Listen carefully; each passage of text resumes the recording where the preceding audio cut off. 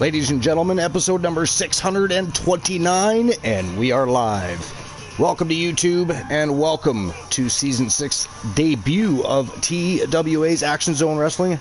AZW is just about to get underway. We've got an action-packed 9-match card. We've got many championships on the line today. It is Action Zone Wrestling time. Of course, we already have a couple of Action Zone Wrestling champions.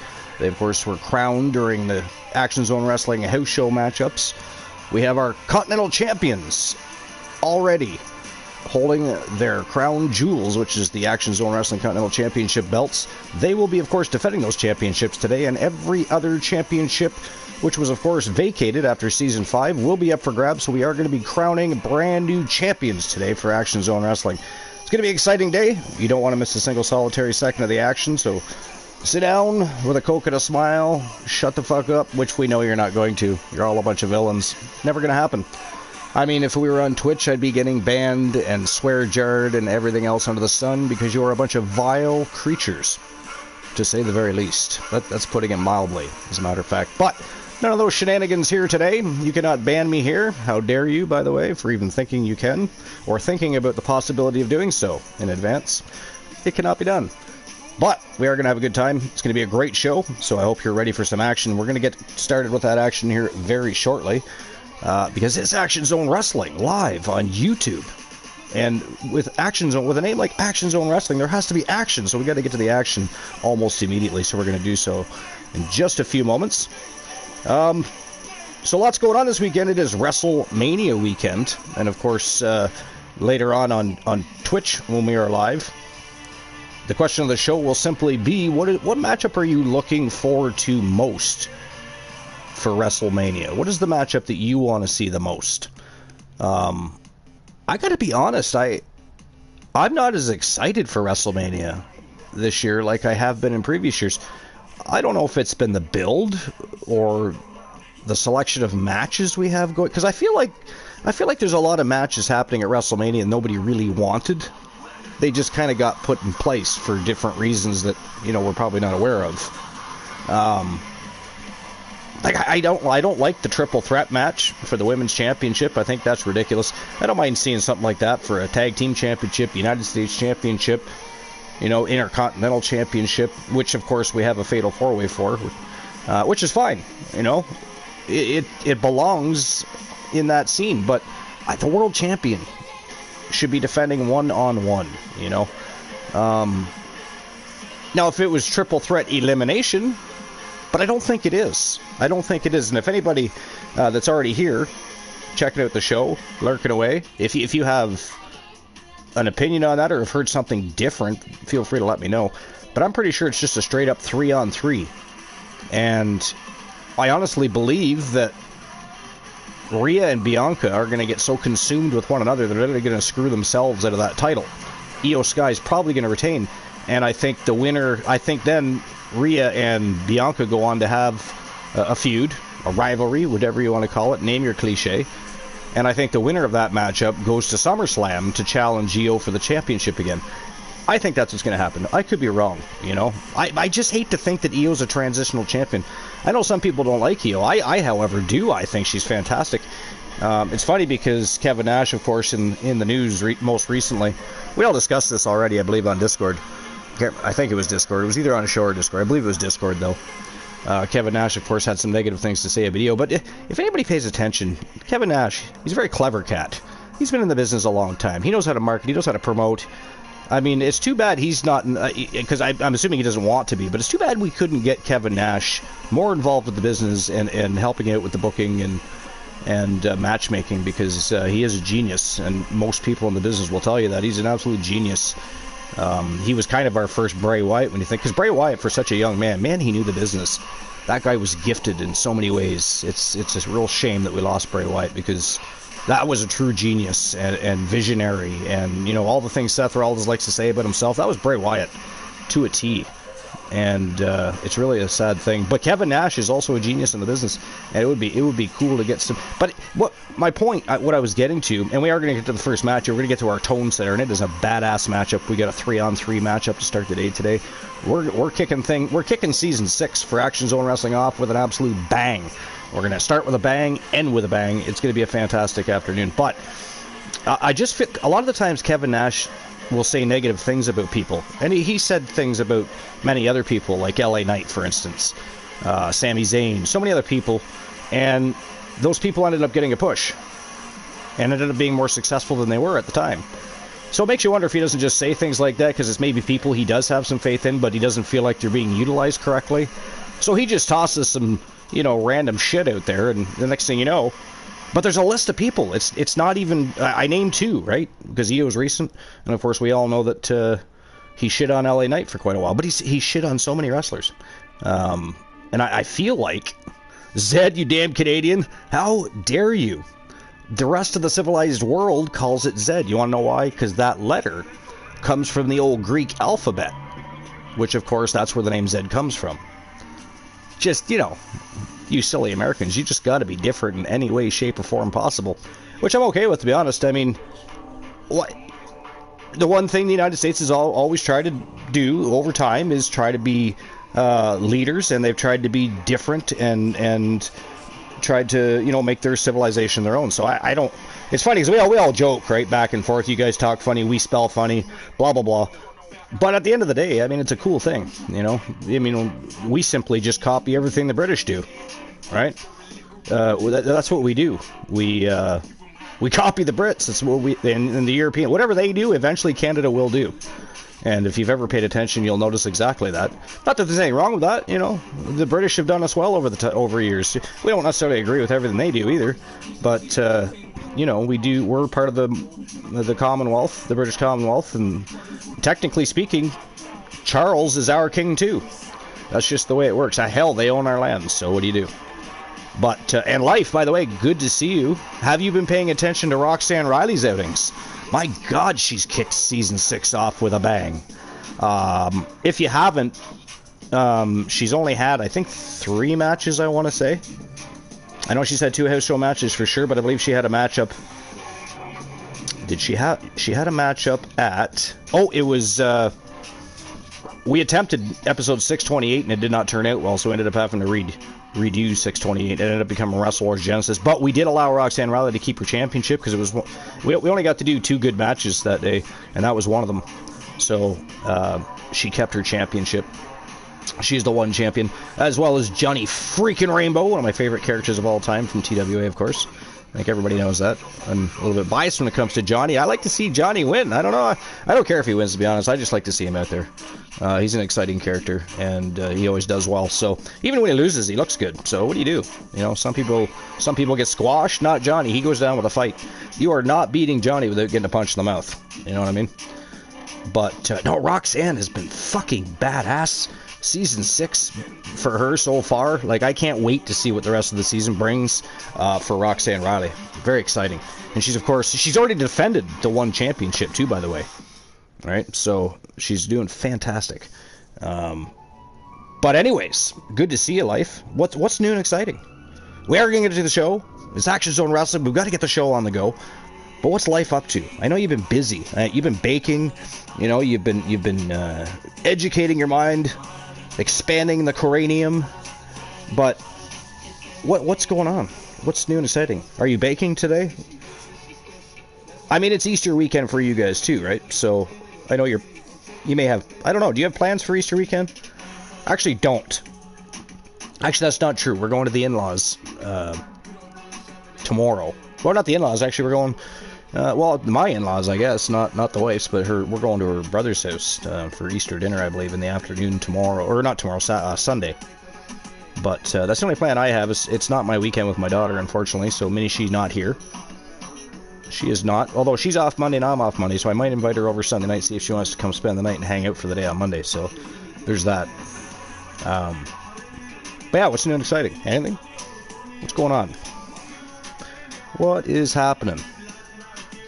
But anyways, without further ado, we are going to get episode number 629 underway. It is time to turn and burn with our tone setter of the day. Again, it's a 3-on-3, and check this out. We've got the Wolfpack. We have Kyle Riley, the Wolfman Alan Severn. Of course, we all know he's the leader of the pack. And of course, Professor Pollux.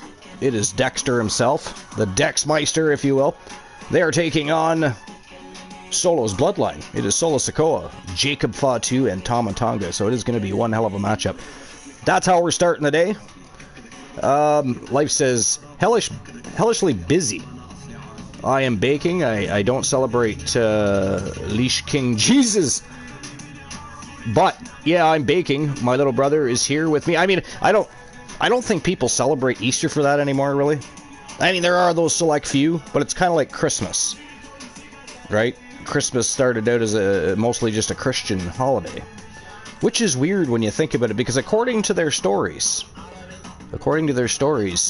Jesus was, of course, Jewish, and where he was from, well, they didn't celebrate birthdays because it was a form of self-homage. They took it upon themselves to decide, well, Jesus didn't do it, we're going to do it for him, I guess. I don't get certain things, but to me, even Easter's backwards. You know, Easter Monday should be the day they focus on. That's supposed to be the day of resurrection. He rose 3 days later. All right, so hell, they go to church on the wrong day, technically speaking, because, you know, forever, Sunday's actually, even though we call it the weekend, it's actually the beginning of the week. So, you know, the 7th day is Saturday. It is not Sunday. Just not according to most work weeks. Yeah, or people, you know, we like to consider it the weekend, not the week beginning. Weekend is actually, you know, Friday, Saturday. But is what it is. It's just weird. But I don't think people celebrate Easter anymore. They celebrate it for the chocolate.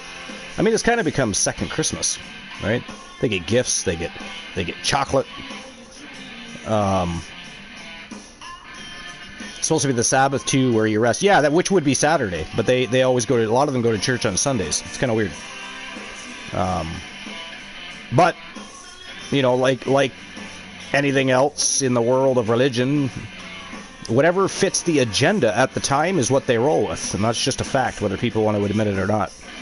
That's how religion started to begin with. It was a form of control. It was a form of appeasing to the masses and getting them to follow your leadership. Look at Roman Catholics, for instance. I mean, their religion is literally a combination of about 3 or 4 different religions they pieced all together. That's why they have all the idolatry and stuff that they do. So, I mean, and that was because they wanted to rule over so many different, you know, people back then. And it worked, right? It worked, so whatever. Whether we like it or not. What's going on, Mufasa? I see you. What's doing exciting, buddy? We're just getting the first show underway. Not the first show, the first match. Well, it is technically the first show of Season 6. It is the first show of Season 6. But anyways, let's get turning and burning while we have conversation. It is the Wolfpack versus the Bloodline as our tone setter for the day. Let's get things rocking and rolling. Shall we? What's going on, Mufasa? What are you up to?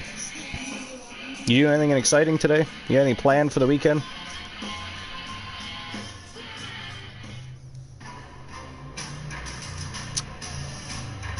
By the way, did everybody see that AEW surpassed WCW Nitro for the amount of episodes they produced? You know, people can say what they want, but I mean, that's a great milestone. To be fair, TNA surpassed that a long time ago. Nobody said shit about that, but whatever. You know, TNA has been consistently better than AEW. I know that's largely in part because WWE, their partnership with WWE is a monster thing, right? It's a monster thing. They're going to be hard to beat. But to be fair, you know, I finally watched AEW this week, Dynamite and Collision, and they had some solid shows this week. It was fantastic. I said on Discord earlier, I just wish Tony could be more consistent because they've got the talent. And every now and again, you turn on a show and you think, holy fuck, that was good. And then the next week you're watching, you're going, whoa. What's going on here? I don't even know what's going on here. And or it's like, you know, you've already watched it. It's like they repeat themselves too much, but I just finished cooking my lunch, so perfect time. Hey, what'd you have for lunch? Life says so, whatever. Yeah, exactly. That's I don't do the religion thing myself. You know, I'm a free thinker, and I was born and raised that way. By religious people, believe it or not, you know, they taught me to be a free thinker. just because they believed what they believed. They didn't want me to have those same beliefs just because that's what they, you know, were.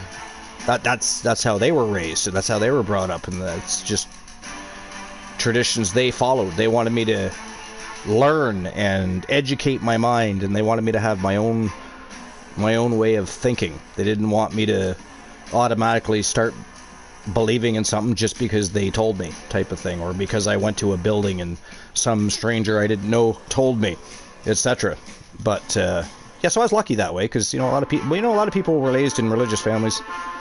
They don't have that same opportunity. They just literally get flat out brainwashed right from the beginning, you know. So, but yeah, what'd you have for lunch? Because I'm kind of hungry, and I was considering making myself something. And, you know, Mufasa, if you weren't distracting me with food right now, we would have so already started this matchup. I'm just saying, it's totally your fault at this point. But I didn't know what I wanted to eat. 3 pieces of French toast. Oh, yeah. Some eggs, 2 slices. Oh, yeah, bologna. Yes. Yes, sir. Bologna. You know what? Bologna is better than bacon for breakfast. I love fried bologna. But now, how'd you do the eggs? Were they scramby eggs?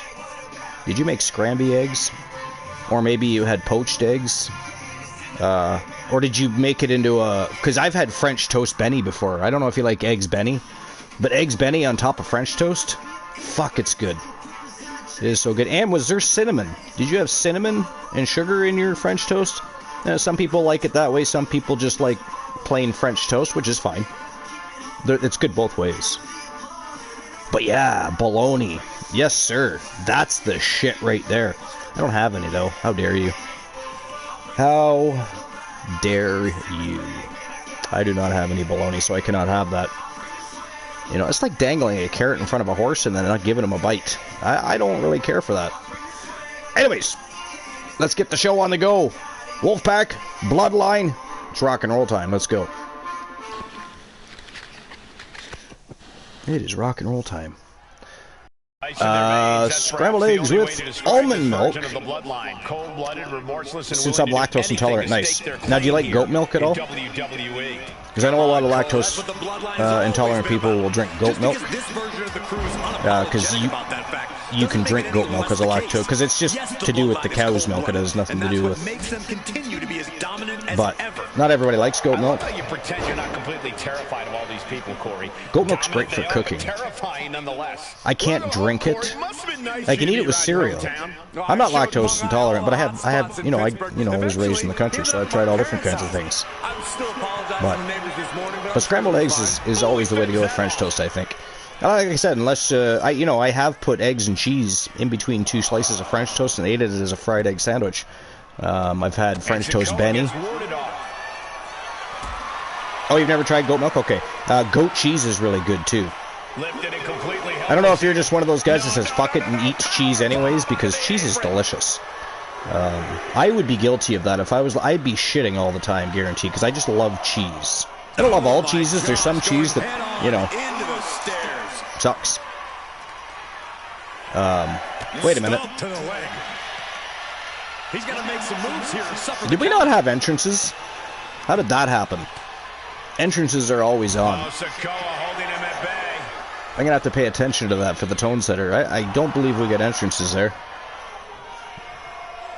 Face first with a waistlock takedown. There's a lot of bodies in this match, Corey. How exactly does one of these we sure did not. I just checked back on the VOD. That's disgusting. How dare they? Finding the best ways to work together toward a common goal. 3 men fighting as How one is a dare surefire they? way to come out on top in this thing. He gets the tag. Every time they do an update, something changes. It really is growing. Like, people have been just complaining about the game as of late and the last couple of updates. Because, I mean, every time they did an update, they broke something else. They broke something else. So, but I'm gonna have to pay attention to that for the next matchup because, yeah, we don't not do entrances here. This is TWA. We have our superstars have entrances here. That is ghastly. But anyways, yeah, if I mean, you can give it a try. Goat milk, it's you know, again, lactose intolerant people can drink that, and you can also eat goat cheese. Temple plays, just don't bring the game out yearly. Simple. Yeah, I know. We've been saying the same thing, Temple. Stop doing yearly games. They really should. Just give me 1 second. My wife is calling me.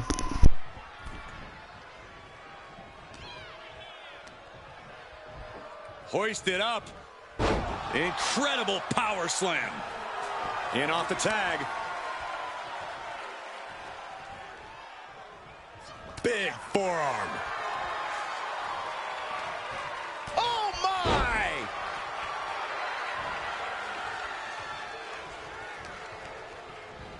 Placing him in the corner. Dismantling the arm in the corner.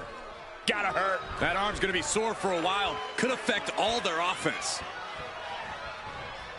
Oh, right to the body. Talk about being on the same page. They were on the same sentence with that fine piece of work. Hooked up. Great power. Inverted suplex.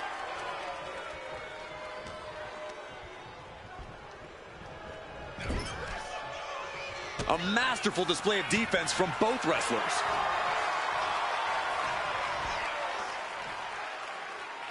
Ooh, gut first.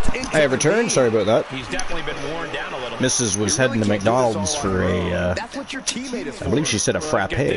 So I was like, hey, I could do a coffee. But anyways, yeah, the early games, they got to stop doing that shit. You know, they need to take their time and work on the game, test the game, which is very questionable whether or not they actually test the game. In my mind, they've just got a few fanboys sitting back, trying out different modes and elements of the game and running through it quick, but they're not... Who they need to have, I've said it time and time again, they need to have streamers test the games, because the streamers push the limits of the engine of the game with all the images and downloads and created content. You know, we find the glitches, we find the breaks, and they could fix that. Because let's be honest, 2K22 came out so good, like they did very little to have to fix that game up, and the reason it was so good is because it took them 2 years to develop it, right? Longer than that, really, because there was 2K20 that came out. So really, it was 3 years, right? Because they didn't release the 2K21. 2K19 was better than 2K20. 2K20 had potential, but after release, they did very little to work with that game to address any issues with that game. But there was some elements of that game that were actually fantastic. I really liked the big head mode. I don't know if anybody else did or if anybody else owned the game, but I loved the big head mode. That was season 2 for us, because we started off with 2K18, but it ate itself, literally. Anybody that was around, like, it was weird. Didn't even know it was a thing, and it happened, and I'm researching it online, and it's like, yeah, my game, I turned it off one night, turned it back on, and it was just gone. Like it never existed. I was like, holy shit, it happens to other people too. So yeah, apparently 2K18 just decided it was going to devour itself eventually for whatever reason or however that was possible. I didn't get 2K19. I thought I'd skip and go to 2K20. Boy, did I regret that. Boy, did I regret that. Except for, you know, we made it work. The only thing was we couldn't utilize Universe mode. We had to do everything through Exhibition mode or Play mode. I hated that. Because Play mode and Universe completely different. You know, it's in Universe mode, regardless of what your overall is, it changes constantly depending on how many matches you're in, if you're winning or losing, right? Because they gain and lose experience and attribute points and stuff like that. I remember, I think it was season 3, which was 2K22. I think it was Poindexter at that point in Universe. He was like 104 over 100 because he was winning so much. They made 2K Battleground after 2K20, which is, I didn't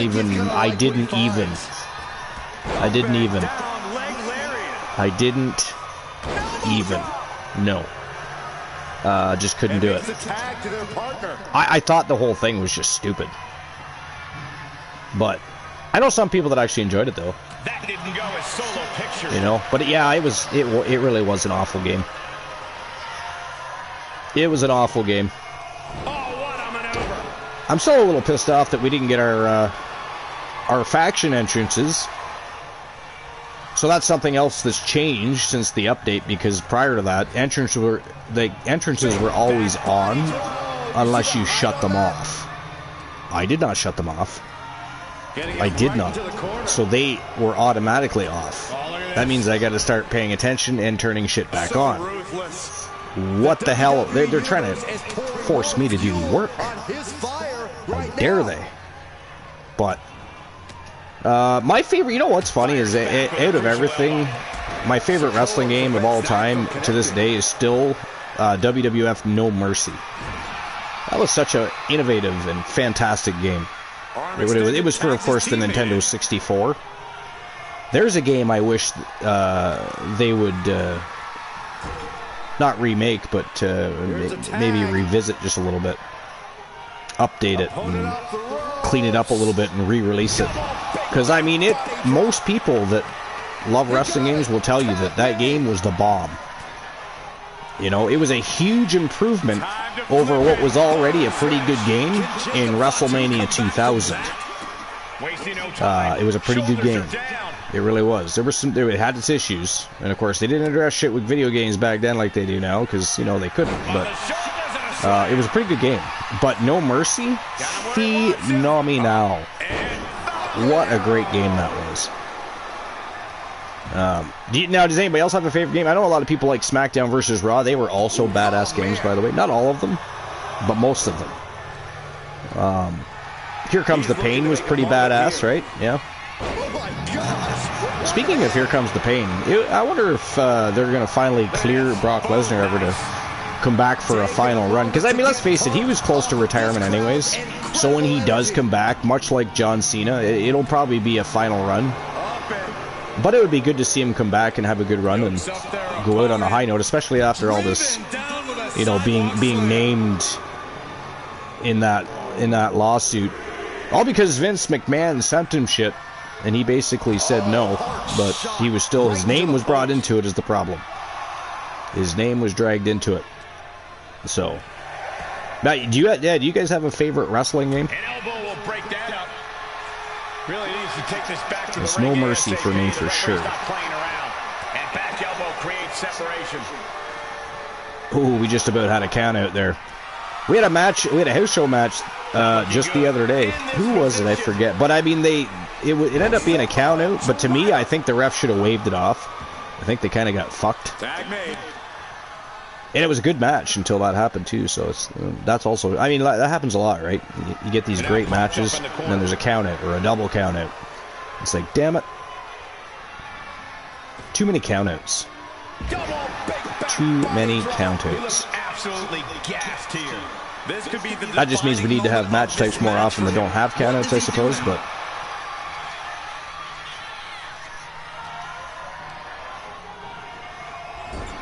But yeah, I wish I could find a Nintendo 64, and I would totally find that game somewhere, or order it online, if possible. Probably is possible. It would be great to replay that game.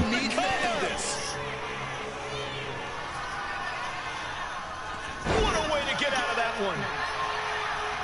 He's able to slip away from that.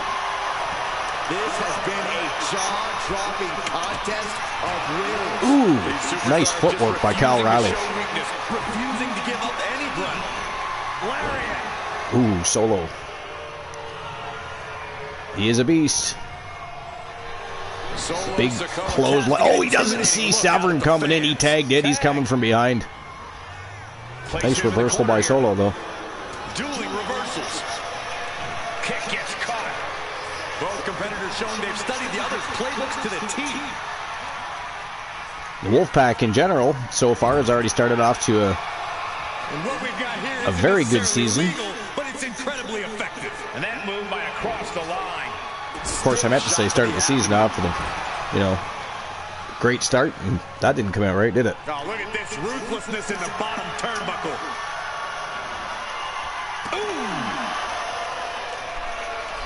Anybody have a favorite Wolfpack member? I mean, I like them all. I'm a little biased when it comes to Alan Severn, of course. I like them all, but... Oh my God!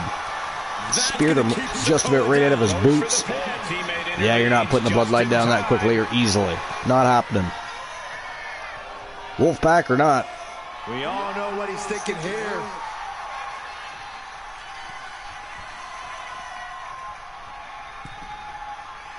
What is Severn doing? He's got Solo teeter. He wasted way too much time. Solo played possum there for a second. Now taking full advantage of the situation. And Severn has nobody to blame but himself there. Big scoop slam by Solo. He makes the tag here. In comes Tama Tonga. He's got him now. Wow. Nuranagi by the Wolfman. Ooh. The Samoan Werewolf going after the Wolfman. I have a feeling those two are going to lock horns at some point for sure. Those two are going to lock horns at some point. We're going to have the Samoan Werewolf and the Wolfman going toe to toe. This arena is roaring. I think the desk is shaking. Stumps.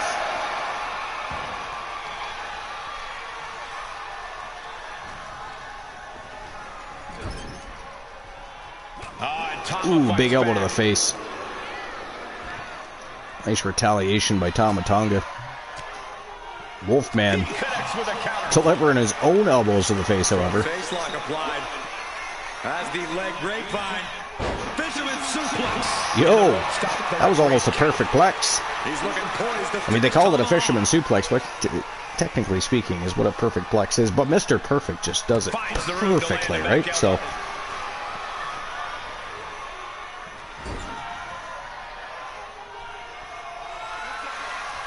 Back in comes Solo. Wolfman in a little bit of trouble here. No. He's having a tough time with those two. Double impact. Absolutely devastating. The cover. Here comes Dex. Breaks it up at the 2 count. Has Dex even been in yet? I don't know if Dex or Fatu have been in the ring yet. Thinking of the next move. Huge headbutts from Alan Severn. Oh, in comes Dex, so if he wasn't in, he is in now. He is the legal man in the ring. Hoisted up high, driven down into a flapjack. Really feeding on I still remember Professor Pollock's cosplay days. Man, come out to the ring in every form of superhero. I mean, you name it. He was Robo-Dex, 2-Dex, Bat-Dex. I mean, he was so many different personas. And that whole thing started over a joke. Because when he first came into TWA, the man was dressed, he looked like Marty McFly, and he had stolen Doc Brown's lab coat. And the next thing I know, he was coming out in so many different costumes that it was ridiculous. Like the amount of money that the Wolfpack must have spent on those costumes is astronomical. Good God. Jacob fought too with a... Oh, he did it again. 2 in a row. Right in the lips. Oh, what a quick in. Submission move coming up. Calf crusher. Oh, he's got a calf crusher going on here. Yeah, I didn't think Fatu was going to kick out that quick, or give up that quickly. A little too early for the Samoan Werewolf to be packing it in.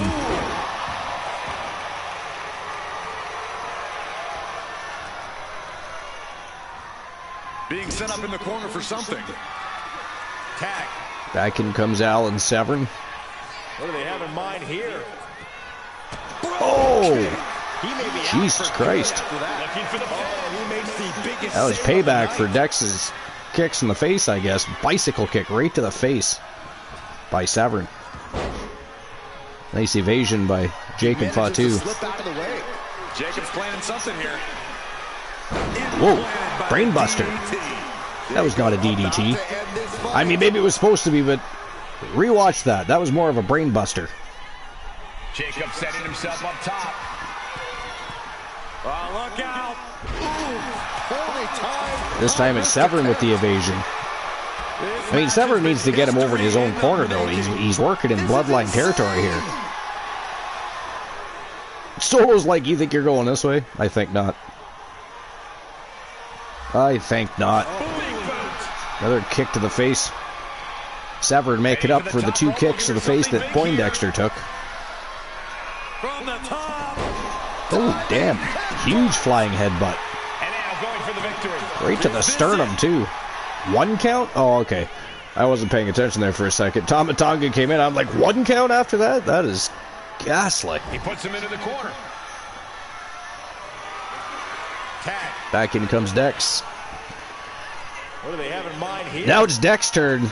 Bro kick. What a move. Bro kick right to the face. Some payback from Dex. Wow. That is it. That is all. It is over. Just like that. Ladies and gentlemen, the winners of the match. The Wolfpack picking up the big W over the Bloodline. I did not think it was going to be over there. I absolutely did not think it was going to be over there. I mean, I thought somebody would have come in to help out Jacob Fatu, is what I thought would have happened there. They did not. It'd be interesting to be a fly on the wall of that locker room later. It would be interesting to be a fly on the wall later, because that's a little strange. I mean, is there some problems brewing in the Bloodline? Solo and Tama Tonga did nothing to help Jacob Fatu there.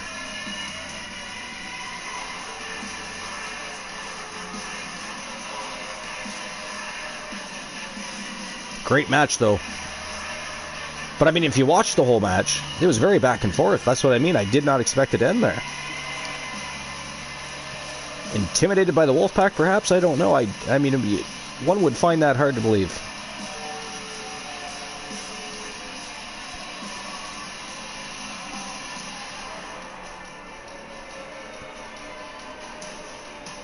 Here comes the final moments here of the match. A second bicycle kick to the face right in a row. And look, Solo and Tama Tonga did not move a muscle. Here are your winners. Wow. The Professor That's kind of crazy.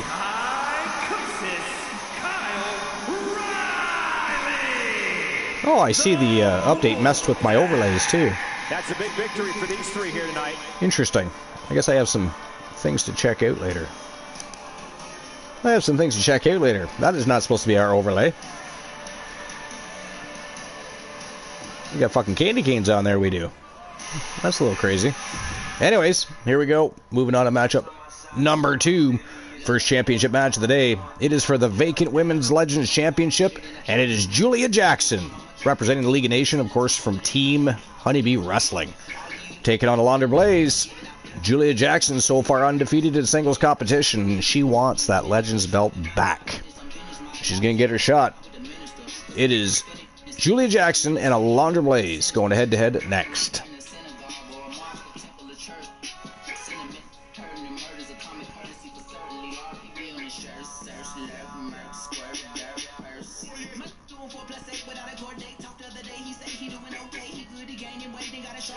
Very interested to see who comes out of that Intercontinental Championship matchup holding the belt.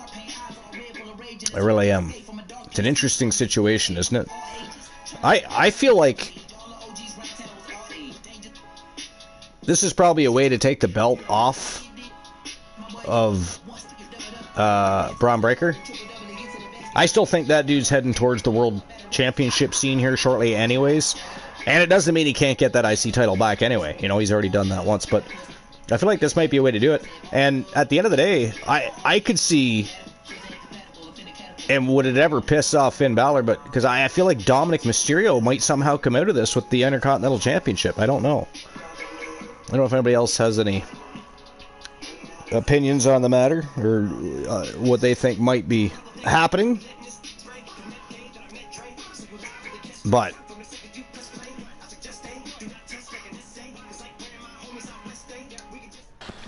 hopefully we have entrances this time. It didn't even give me an option for, I'm going to have to pay attention next time. I think, oh, no entrances again. Burrowing inside of this superstar. Well, she certainly has the look of someone that's tired of being taken lightly. All right, so after this match, Inside cradle.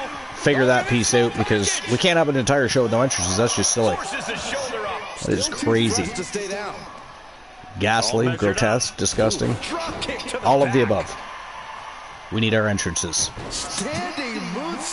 Two world-class women in the ring right now did not get properly introduced. I feel like Alundra has put a lot of pressure on herself going into this match tonight.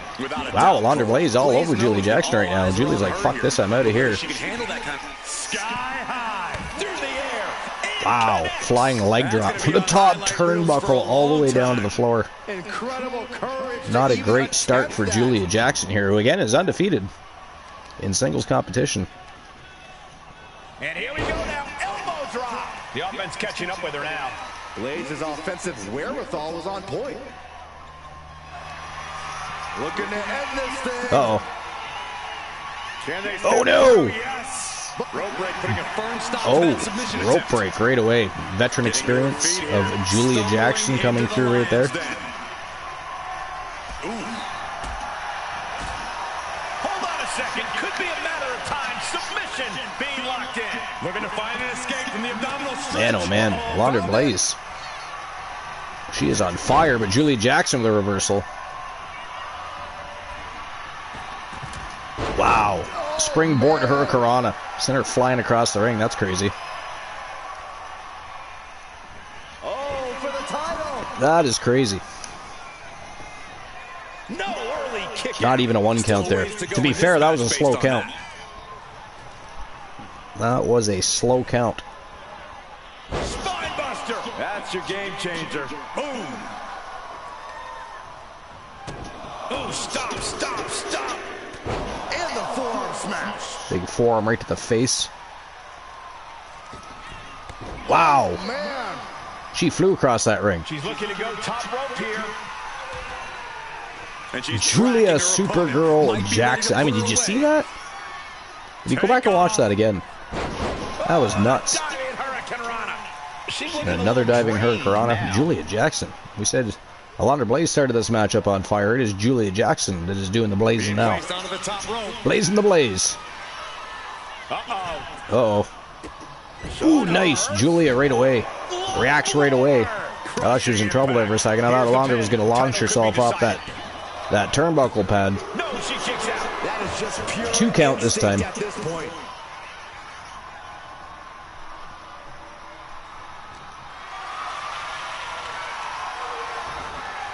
Whoa, countering with a chop block. Elbow right to the Holds her back of in the attack. thigh.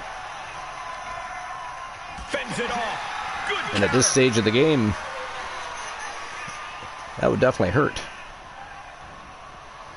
Oh, that opens the door for Alundra. Alundra Blaze with a takedown. Stirring up, but she has no Oh, look at idea this, what's Alundra about Blaze. to come her way. Stalking down Julia Jackson here. Alundra Blaze. Does German that put suplex. Alundra out on top? Wow. Blaze just Are you kidding me? silenced all the doubters with that. What is going on? And here's Did another Julia peek at some Jackson of the just more lose her memorable parts first of the match of season 6 to Alundra Blaze? No, I mean, I'm not saying Alundra Blaze is you know, she's a legend. She was a great wrestler, but goddamn, I did not expect that to happen at all. But that is it. That is all, ladies and gentlemen. The winner of the match and your new TWA Women's Legends Champion, Alundra Blaze. Wow. That's insane. That is insane. I mean, I thought Julia had turned things around there. I thought she was on her way to finding a way to beat Alundra Blaze. And lo and behold, Alundra Blaze. Huge bridging German suplex. Here is your winner, and new Wrestling Alliance. That is insane. Julie even busted her open. Look at that. She's got a gash over the top of her right eye there. Just feel it. Their championship dream has become reality. But congratulations We really are looking at a new era to Alundra Blaze, So the new get in. TWA Legends Champion. Holy crap.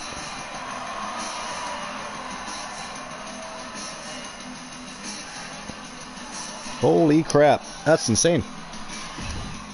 All right. Well, Yeah, look at that. Entrances are automatically off. That's silly. That is silly. They're not doing that to us anymore. They are not. 2 matches in a row. I just thought maybe it was a glitch in the first one, and I wasn't paying attention for the Alundra Blaze Julia Jackson matchup, but I'm paying attention now.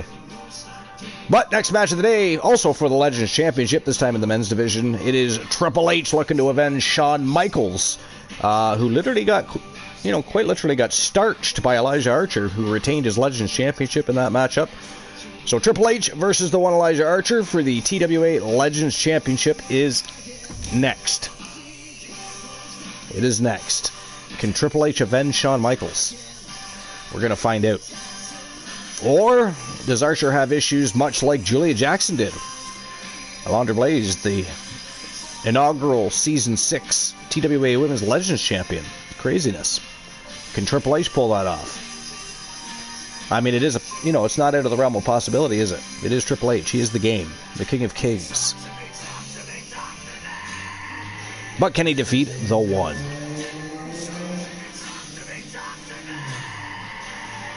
Can he beat the One? We're going to find out. We are going to find out. What else crazy? I mean, I did expect the Wolfpack to come out on top over the Bloodline. I'm not going to lie. I'll be honest about that, right? I mean, I'm biased, with the Wolfpack. Anyways, they've been around since Season 1. So, their craziness and maniacal behavior and everything else under the sun, it grows on you. But I did not expect them to defeat the Bloodline in the manner that they did. Like, Solo and Tama just stood there and watched Jacob take the fall. It was like, what the hell just happened? What the hell just happened? But here we go. Triple H, the game versus the One. Legends Championship on the line. Let's go.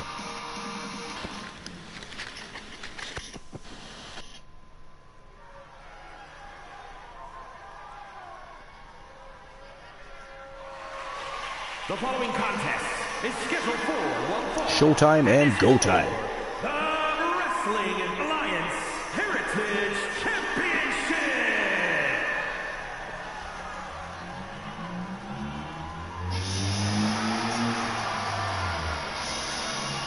And here he comes. The King of King himself. The game has arrived. Triple H in the house. Ready to engage in warfare. This is gonna be good. Anybody a Triple H fan? I wouldn't say I'm his hugest fan. I could kind of take Triple H or leave Triple H. Even back when he was on his championship run and everything. But he did always entertain me, though. I always thought he was, he's a better heel, I think. Yo, Moon, what's going on, buddy? I'm just rolling Fortnite. Oh, you're running Fortnite? Nice. How's that going? It was doing good. Didn't ever been that crazy on there as of late. No? Man, every time they do an update, something goes wrong, I haven't had any occurrences where I've had issues like some people have since the last update, but for some reason, it did, like when I start a match now, I have to change it to entrances on, when it used to be the opposite, right, where I had to turn it off if I didn't want entrances. Now I have to turn them on, like, what's that about? It's crazy. So we had 2 matches with no entrances for our Season 6 debut of Action Zone Wrestling. How wonderful. I don't know if you were watching, but damn, I did not expect the Women's Legends Championship matchup to go that way. I did not. But there's no more room under the learning tree of the cerebral assassin. Now he's all about earning the Triple H versus Elijah Archer up next. Indeed, the game has never been more dangerous. The game versus the One. And here he comes. And here he comes.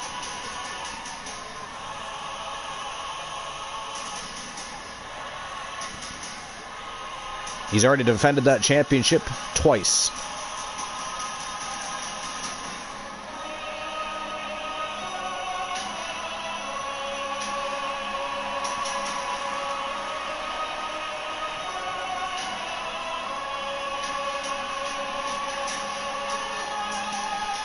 I can't remember how many times he's been Legends champion.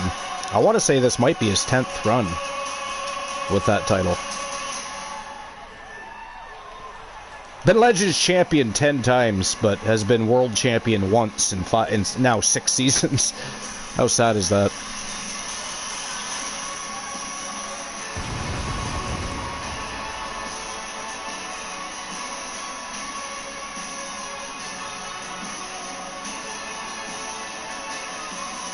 Of course, TWA is still waiting for the emergence, if you will, of Queen Dust.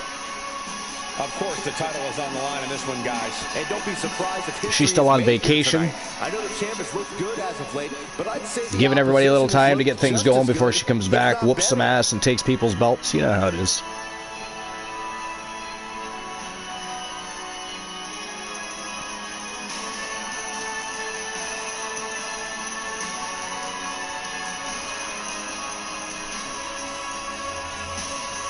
So he defeated Shawn Michaels. Can he defeat Triple H, who's looking to avenge Shawn Michaels, who Archer quite literally squashed? He starched the Heartbreak Kid. Heartbreak Kid had some heartbreak that day. It was pretty insane. By the way, what does everybody think of the win-loss records now that are keeping track of everybody's status in the season? Well, didn't think I'd ever see that, especially considering AEW likes to do that. I actually think I thought it was brilliant that AEW started doing that. I think it brings a little more intrigue to the situation at hand. You know, show how many wins and losses each of the superstars have, regardless of the current circumstance. They used to have the championship standings, like whoever has the most wins or something like that. Yeah, they did used to have that. That's right. Yeah. Standings they used to. Yeah, I remember that. They stopped that last year. Yeah, I don't know why. They haven't updated it since. Well, they're too busy adding things people didn't ask for or want to put in things people actually do enjoy and want, right? So there's that. Let's be honest. A lot of people are very unsatisfied, to put it politely, unsatisfied with 25 so far. You know, it arrived broken, then they attempted to fix it and broke other things, then they attempted to fix that, broke it again, fixed that, repaired a lot of stuff they broke, but then broke some new stuff. And it's like, okay, like how many times are we going to play this song and dance before we finally get somebody else to get a chance to create us a wrestling game that doesn't have to be so goddamn broken? And first and foremost, again, you know, Temple Plays was in chat, and he himself said the same thing we've all been kind of saying. Stop releasing the game every year. You know, just take the game, continue improving the game, give us DLCs. You know, there's DLCs for Season Pass people, and then there's you know, stuff we would have to purchase. Now, obviously, if it's not a yearly thing, you're not going to get Season Pass yearly. They're not going to keep giving you free DLCs, but you'll get DLCs for the first year you bought that game, and then you'll have to pay for them. But still, give us DLCs, give us updates. You know, unless there's any real big, huge changes to the promotion, you don't need to come out with a game next year just because you've called up a couple people from NXT. That's called an update, motherfuckers.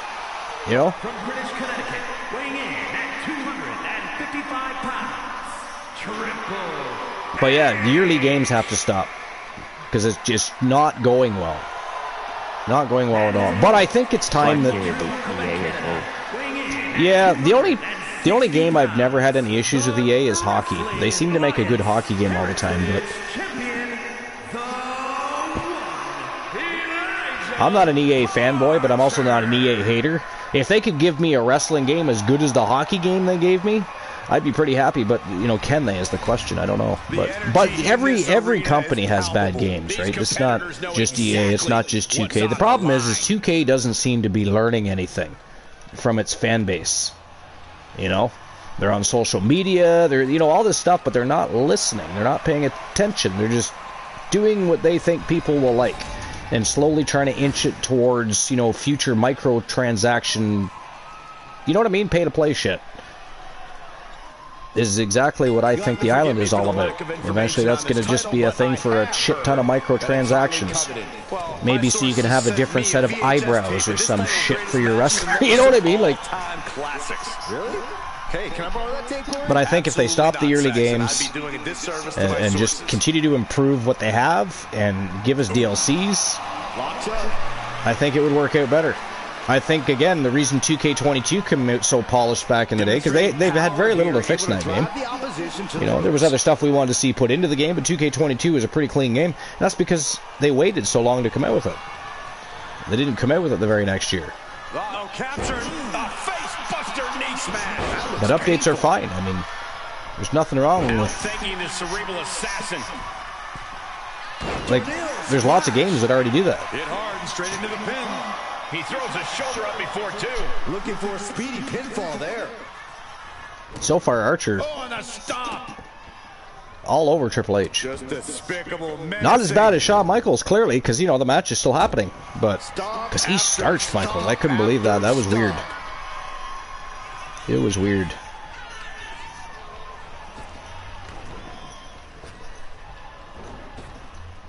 Cinching in a waist lock, but right hands. Triple H with a reversal. Looking to turn the tides here. He needs to, because Archer's been all over him. Archer don't play when it comes to that Legends Championship. The two belts he loves the most, I think, are the Continental Championship in Action Zone Wrestling and the Legends Championship. Those are his two favorites. Much easier said than done, Corey, but still a very effective strategy if executed properly. Heading out, but needs to be aware of the referee's count. I'd say World Championship, but as it is, we all know he's only been World Champion once in 6 seasons. He's had opportunities. Gonna try to break the he won the title once. He got screwed out of that championship, to be fair. I think he defended it once. And back in the day, we had a championship explosion redeem, which got utilized way too often to the point we got rid of it. I mean, I knew Archer was going to have that happen to him. That's just the way the story was going at the time. It was going to happen, but it started happening to every champion. Somebody would win the belt, somebody would, you know, utilize that championship explosion redeem and take the title off them. It's like, okay. Now we're just over-utilizing the redeem, and it's just stupid now. But I guess that was my fault. How dare I? It was my idea. I didn't think people would use it that often. And it wasn't even like it was a cheap redeem. But there's so many villains on our channel that have a lot of TWA coins and continue to collect those. So it's always a possibility happening. But yeah, I ended up getting rid of it just because even I, the person that created the damn redeem, started to get to the point where I was like, okay, like, why are we taking the belt off everybody here? You know, somebody has to be able to defend that championship and have a run with it. And there's a few wrestlers over the past, like, I think we had that redeemed for 1 or 2 seasons and then got rid of it. Or a season and a half, maybe. But there were champions that probably would have had pretty good runs if it wasn't for that redeem. And Moon, somehow that's your fault, even though you weren't there yet. That's why it's your fault. You had not found us yet. You know, you could have talked some sense into some folks. Here we go. Holy shit, I turned around and my wife was right beside me. Perfect execution by the champion. Has the challenger. Oh, I was just about to have one. Yeah, I see that. Thanks for the coffee. I don't care so much for the heart attack part of the whole thing, but you couldn't have said something, or, you know, I don't know. He stays ahead of Triple H. No, you weren't. I sure was. I did not hear anything. And now with complete control of a fallen Rude. opponent, a Well, vicious series I haven't lit of it yet. stomps into the hammerlock. And cranking at the other arm. Now this is agonizing. No, I will, because I don't want you sneaking up on me again. I'm not old enough to die via heart attack. It's just rude. Sharp punch. Wow. Scared the shit right out of me. Because I was looking out the window and watching the TV, which is directly in front of me, basically. And she was kind of like off to the corner. I'm sitting beside like a bed in my room. I decided to run the show from my room today instead of moving everything to the living room. I have the PlayStation in the room so she can watch TV if I'm watching stuff out, because I have a Fire TV in the living room. Now I kind of wish, though, I had just brought the big TV in here and brought this TV and the PlayStation out there. Which may still happen eventually. She says, no, it won't. But that's what I would like to happen. She thinks the TV's too big for the room, but... Big forearm.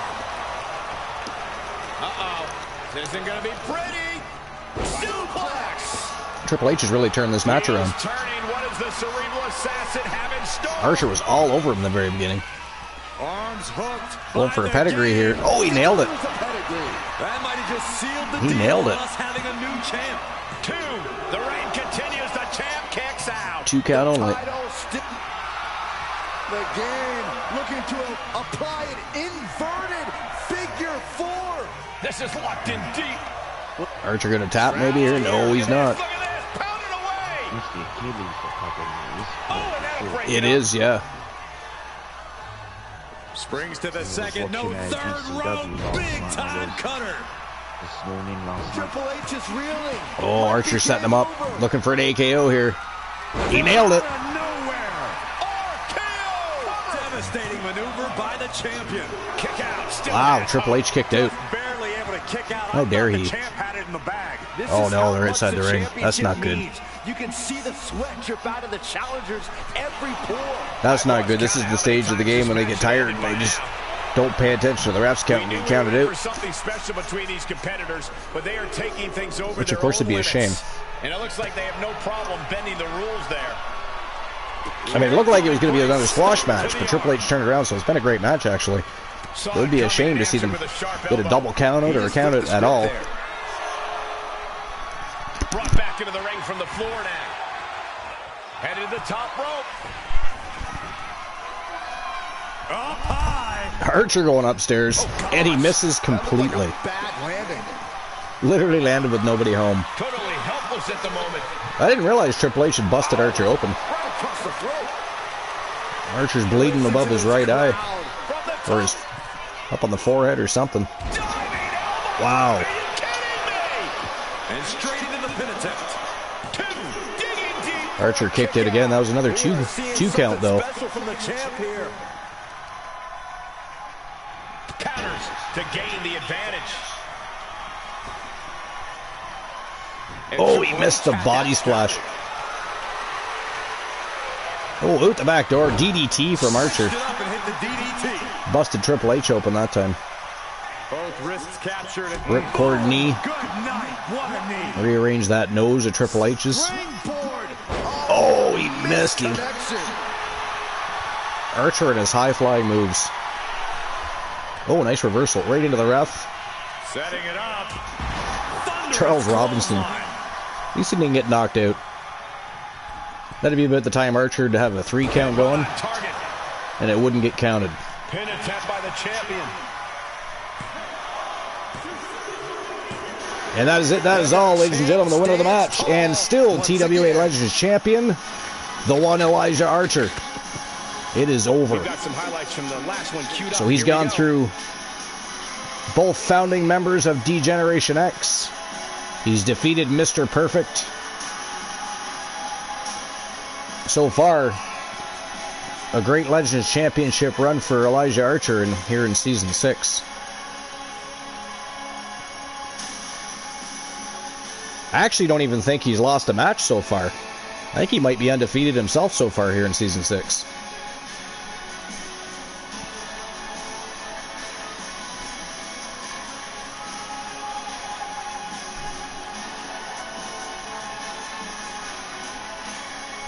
Man. Great match, though. Didn't start out too great, but Triple H made that into a match. But the champ prevailed.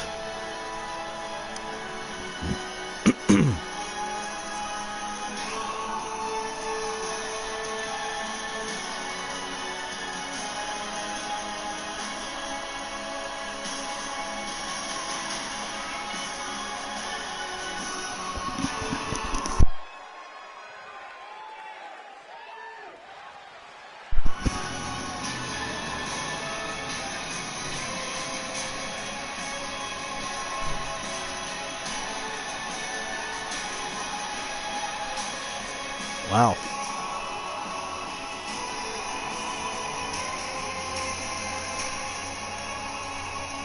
Wife jump scare. Yes, she did. Here is your winner, and still Wrestling Alliance. She inserted her own redeem. Champion, the one, Elijah Parker. There he is, the champion, standing tall after this defense. What a title defense for Bloodied him tonight. forehead and all, He came still in with holding the that championship. unshakable champion mentality. That was an amazing match, actually. I hate that thing, though. I want to get rid of that. There's supposed to be a way to turn it off. Is that the replays? No, I don't mind the replays. I like the replays, although now that they've re-added them and fixed the replays so they work, there's too many replays, I think, maybe, by a few. I think 3 or 4 is fine. They play about 6 or 7, sometimes 8. But it's the match ratings at the end. I hate when that comes up. I hate it. I don't like it. I don't want to see it. I don't care. Right? Nobody's playing, so we don't need to know. We just need to see the match. That's it. But, again, one of those things... I don't know. I guess there is a way to turn it off, that part. I just don't know how. But I'm certainly not turning the replays off. So if it's attached to that now, then I'm just not going to bother. But anyway. Alright. So our next matchup is in the women's tag team division. It is the League of Nations. Sarah Suzuki and B. Jackson. Sarah Suzuki coming off a big win in the house show the other day. Going to be taking on Shayna Baszler and Zoe Stark. And that is next. It is for the Women's Tag Team Championship for Action Zone Wrestling. So we're going to be crowning new tag team champions today. The only champions we do have for Action Zone Wrestling are the Continental Champions, as I said earlier, which is, of course, Roxanne Riley and... or wait a minute, is it Roxanne Riley or is it Jennifer Wolf? Now I forget. No, Roxanne Riley is the one champion, is she not? I think Roxanne Riley might be the one champion. It's Anna Jay. Anna Jay is the Continental Champion, and Shinsuke Nakamura won the Men's Continental Championship. So, those matches are coming up. Actually, if you look ahead there on the screen, you'll see that Chelsea Green going to be taking on Anna Jay for the Action Zone Wrestling Continental Championship. So, that is coming up. But next, it is the Tag Team Division, and it is a special guest referee matchup. Amber Extreme going to be the special guest referee. She's, of course, part of that Women's Tag Team Division with the Outlaws from Team Joe Link. But it's a regular 2-on-2 matchup, special guest referee, so anything can happen, really. It should be interesting to see if Amber can call this down the line, or if she's going to pick favorites, or if she's just going to interfere in the match in any way at all. But that is next. And again, entrances are off. Why? Does it automatically turn entrances off after every match? I don't like that. Why would they do that? Alright, here we go. Yeah, you used to have to turn them off, not turn them on.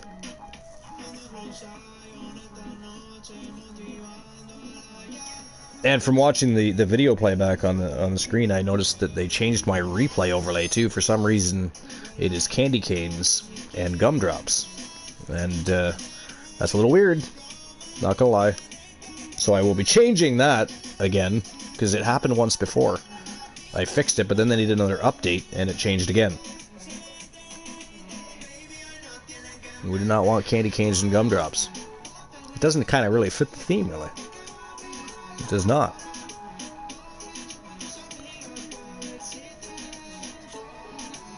So, wait, did you get any plans this weekend, Moon?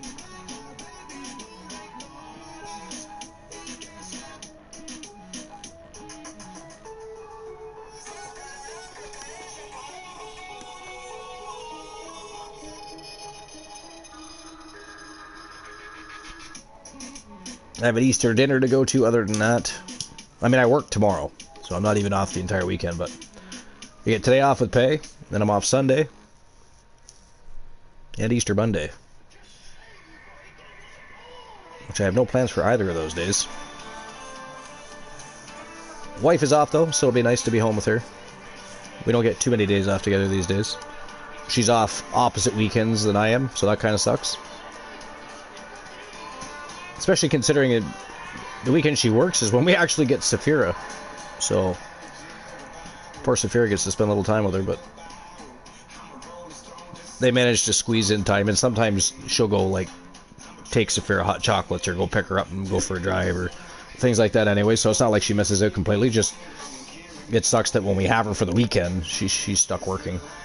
But it is what it is. She's doing really well. She loves her new job. She's actually applying for a different, not a different job, same job, different company. She's looking to make a little more money in the field. And she can do so by scoring her new place of employment. So hopefully that goes well. I believe it will. You gotta go where the money is these days. It's hard though. Not a lot of people offering big money anymore these days. And that's because minimum wage continues to increase. And the next thing you know, depending on the rate of pay, companies have to increase their wages when they were already paying more than everybody else. You know, things like that. So it's done a little bit of damage to how people are paying in all forms of employment. Thanks, babe. Even plants. Plants used to always start hiring at $24-25 an hour. Now they're between 20 and 22 to start. You know, most places, which is weird, right? But again, because of the government continuing to inflate everything beyond belief and continuing to have minimum wage increases that are inching their way up closer and closer to what everybody else busted their ass to get, it just ruined the industry. So if you want that 24, 25, 26 bucks an hour, you got to stay there and work for 4 or 5 years at least to get that. And or you got to be in a field like my wife is, where she can, I mean, they've earned that through their training, and then because of what they do every single day, taking care of people and, you know, comforting people that may be dying, and so many things they do that they're definitely essential to the world, so they should be making that money. But even me myself, where I'm working, I mean, I make, in my opinion, we're overpaid for what we do, but that's because we're a union. But again, it's another one of those things. I'm making what I make working in a bakery when somebody in a plant has worked there for 3-4 years and is making roughly the same pay. It's kind of it's an unfair system, the way things work these days. They do need to fix it. They do need to fix it. Also, they got to pay our doctors more. I was reading the other day, I didn't realize our doctors made as little as they did here. You know, I just assumed doctors make great money. But that's probably why a lot of our Canadian doctors end up going and working in the U.S. and or over to Britain. So, yeah, we lose a lot of our talented people here because they go where the money is, and a lot of the times that's not here, unfortunately, especially now. Especially now.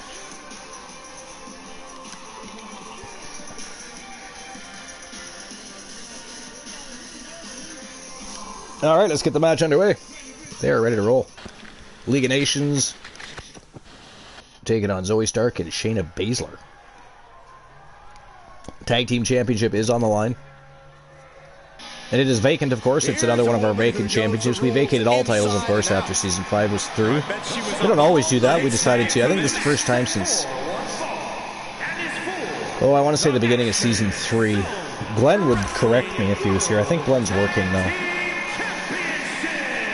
I think Glenn might be working. Might be live on Twitch later, though. Wife has to work again later tonight, so I might do an extra show, so he might pop by later. We'll ask him then, perhaps. But I think it was around the beginning of Season 3 I talked to her earlier today, and she said she plans that we vacated all the titles. an even better job than our normal officials. And of course, Wrestle or Genesis champions are all crowned. That was a great show last week.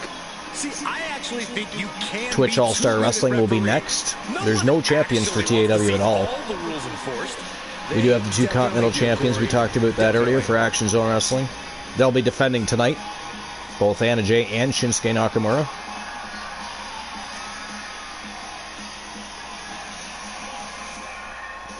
Dangerous Amber Extreme, or the real deal, I think she goes by these days. Take a look at this. Representing the Outlaws, and Team Joe Link is our special guest referee for the matchup. I mean, she's a great competitor, but I'm not looking forward to seeing her follow the rule book.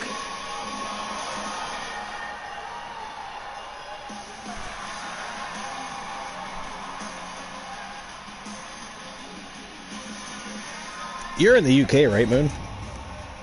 Yeah, I'm in the UK. Yeah, is Easter still big over there?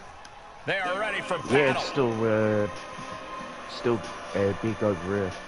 Yeah. Got a Good Friday today. Yeah, it's good. Yeah, it is here too, yeah. I mean, most people in Canada don't celebrate Easter for the same reasons everybody used to anymore. It's more about the chocolate and the family time, and you know, in a lot of households, Easter here has become second Christmas, so people go crazy buying shit, but it's a little bit strange as far as that goes.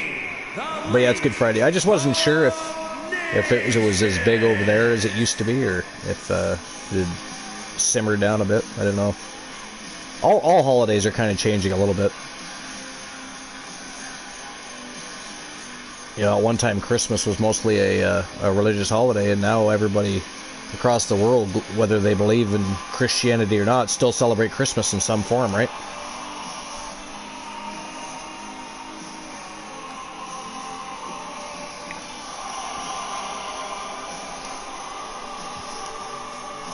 It's what, about 7 o'clock for you right now?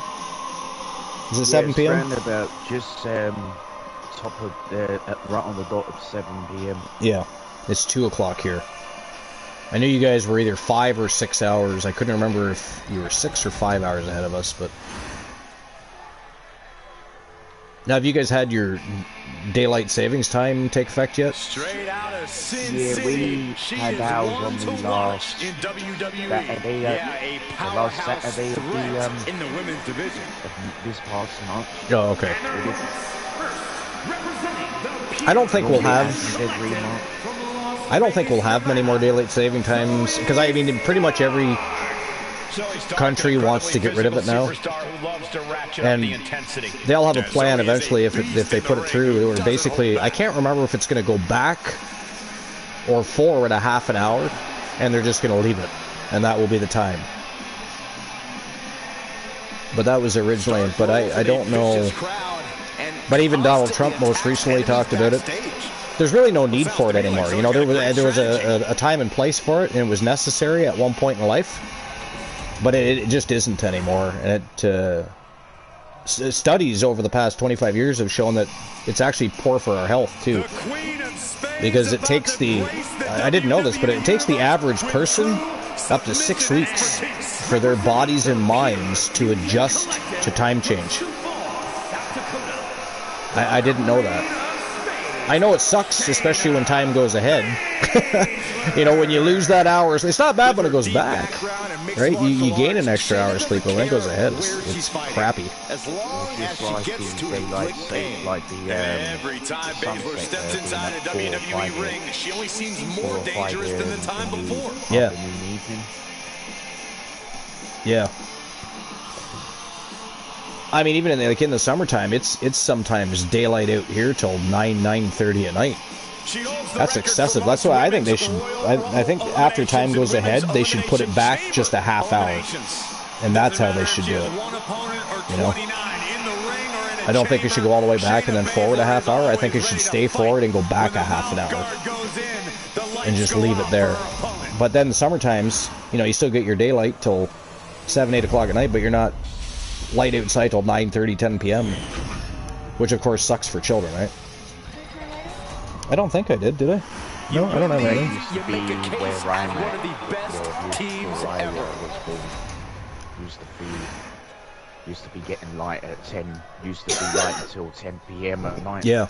Used to be back in the I think the 80s. The action is underway, and the big question is how good a job Yeah. our special guest referee It's hard is for going to do kids too, tonight. right? Because, you know, Hopefully the referee's kids already handle don't like has been bedtime, studied. much less put them to bed and they're still light inside.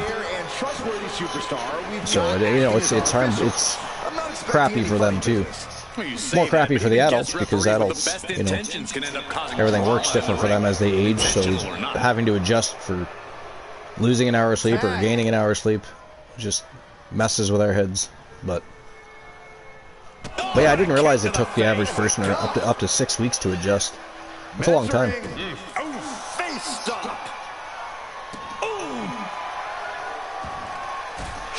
That's of course not the reason they want to get rid of it. They just want to get rid of it for the sake of getting rid of it. But we would like to think that, you know, maybe they'd get rid of it because it's better for our health, but no. There's definitely other reasons.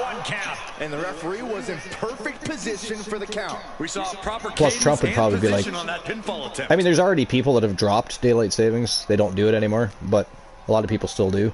But Trump would be like, he'd like to be the first North American leader to just abolish it, right? A first for Donald Trump.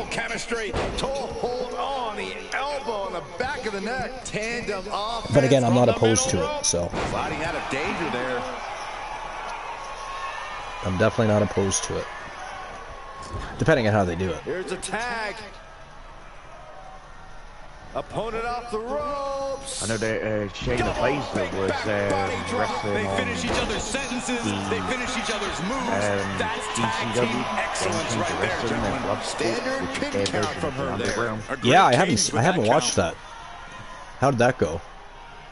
It was good. I only saw the business end. I saw Zack Sabre Jr. and I like Zack Sabre. I think it's Jonathan Gresham. Putting up a united front as this match continues. That match went into like a time limit brawl, and then they added 5 minutes to that. And then Zoe just got right down to business with that. It would be awesome to see the way they did that between two incredible wrestlers. Yeah. It would be awesome to see Zack Sabre Jr. come to the WWE. Imagine the matches he'd have with people like Dragon Lee and Rey Mysterio, AJ Styles. All those. There's so many matchups that would be fantastic for him. Finn Balor, like there's so many. And even Nakamura, he would have been used. Yeah, I feel like Shinsuke. I feel like Shinsuke might be on his way out. I'm not positive about that, but just how they handled his U.S. title run and his contract, I think, is up this year. And let's face it, for some reason they don't seem to really know what the hell to do with Shinsuke, because this last his run as the, I think they dropped the ball with it. He was finally interesting again. The samurai assassin. And they dropped the ball with it, I think. I really like Shinsuke. That guy's super talented. Yeah, he was good back in NXT. Yeah. He was the guy who lost the one against Samoa Joe. Yeah. I've seen you trip over your own left foot. Yeah. No, thank you. Ooh, what a forearm club. Years ago. I think it was too, yeah. Speaking of NXT, man, NXT's been great lately. So is TNA, but again, TNA's, their partnership with WWE is really working really well. They're doing some good things. Leaning her into the corner now. I think Joe Hendry will probably find his way to WWE by next year. I think he'll stay in TNA this year. I think he'll show up again at the Royal Rumble in January. And from there, he'll probably slowly be offered I think he'll be the next guy to come over from TNA.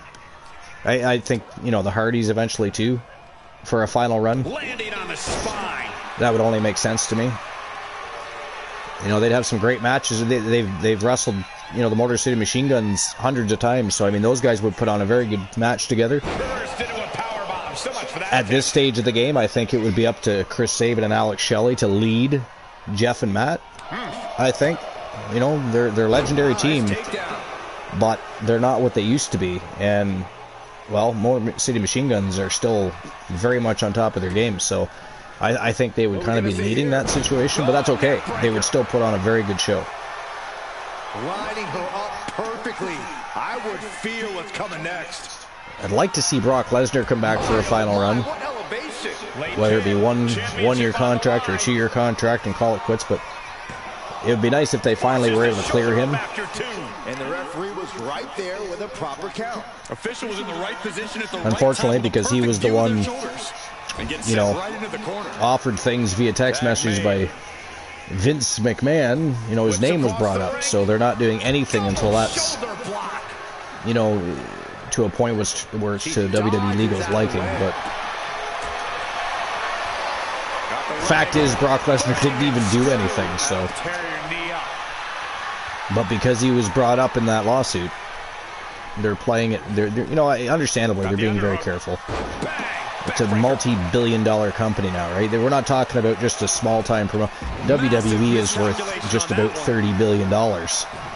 You know, it is a fucking empire now. Right to the kidneys from behind. She's had a lot thrown her way already. Yeah, Shayna showing plenty of ferocity there. Did you see that AEW surpassed WCW Nitro for the amount of episodes they've done? Is doing a stand-up job. Yeah, I saw that. Yeah, it was weird at first, but I mean, I'm not as excited about it as some people, but I'm not as excited about it as some people are. Some people are like, yeah, they're better than WCW. There's definitely times where that's been true. WCW wasn't great the entire time they were around, but the fact is, for 83 straight weeks, they made a huge impact on the professional wrestling business, and I'm sorry, that's just something AEW hasn't really accomplished yet. You know what I mean? You had the NWO, you had Hulk Hogan turning. There were so many big moments during that period of time. Goldberg's streak. I mean, so many things happened, and we just haven't had that level of success for AEW yet. We could. I think we definitely could. El Grande Briticano. Welcome in. Appreciate you being here. How's it going? How are you doing? Appreciate you being here. Our Season 6 premiere for Action Zone Wrestling. It's our 629th episode for TWA as a whole, but welcome in. Appreciate you. We're also on Twitch TV. I don't know if you're on Twitch. You know, part of me thinks that El Grande Briticano is like somebody we know that decided to develop that account. What do you think, Boone? Do you think it's? Do you think somebody's fucking with us? Obviously, the way I vision it and think of it, I think so. I think so too. You know, of course, I'd invite him in first, and then come to that thought pattern.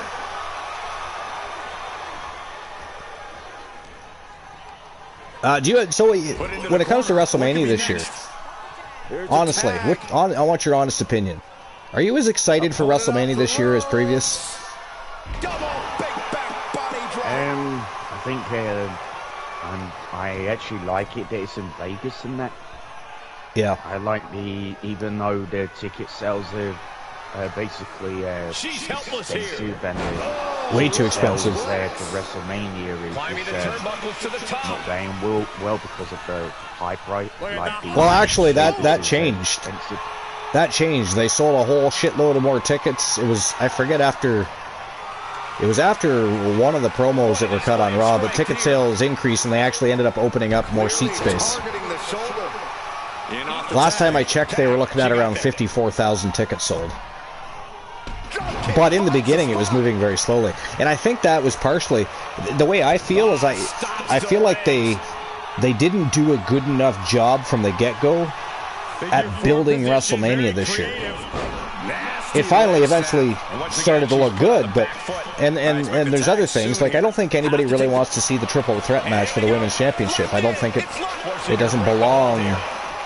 World champions, you know, if it's an in-between pay-per-view or PLE, you know what I mean, whatever, but it's WrestleMania. It should be one-on-one for a world championship. If you want to have a fatal four-way or a triple threat matchup for the IC title, for the United States Championship, tag team championship, okay. But it's the world title, you know? It's just weird. But I don't know. I just, for me personally, obviously I'm going to watch it. And I always love watching WrestleMania. I'm not, they didn't get me as excited this year to watch it as they have in previous years. So I was just curious what your thought was. But either way, it's going to be a good show.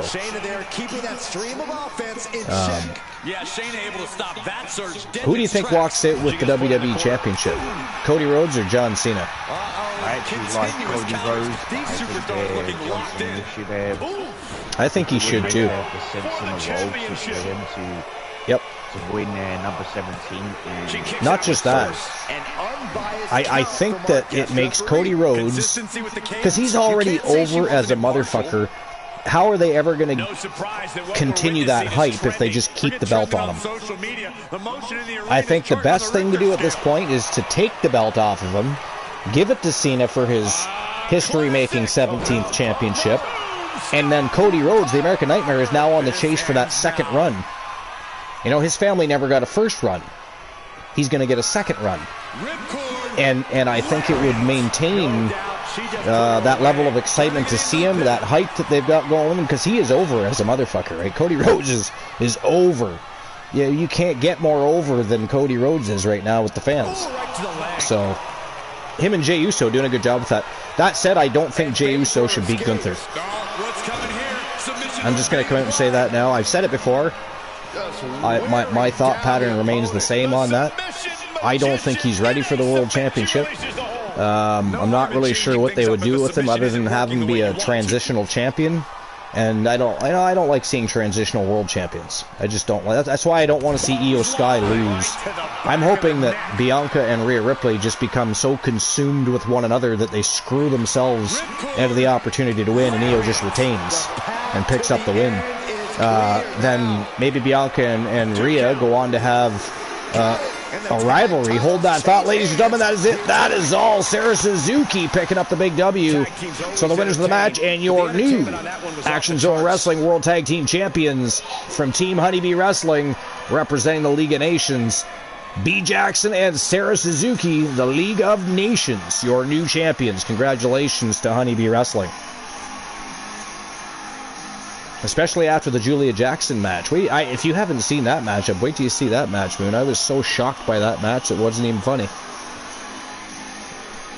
We had Julia Jackson and Alondra Blaze, because Julia Jackson was undefeated. And so she was going for the Legends Championship. She was facing Alondra Blaze. It was vacant, right? And I'm not going to spoil it for those that haven't already watched the match, but I was a little surprised. I was a little surprised. Not surprised that B and Sarah Suzuki were able to put away Shayna Baszler and Zoe Stark, though. As good as those two are, I think the League of Nations are just the better tag team overall.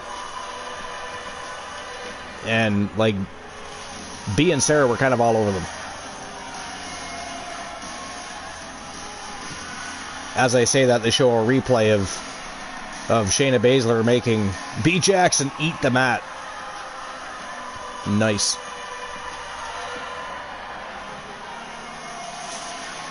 Sarah Suzuki so far looking fantastic in Season 6, by the way. Looking fantastic. She herself, I think, might be undefeated. B. Jackson's lost one match, maybe two.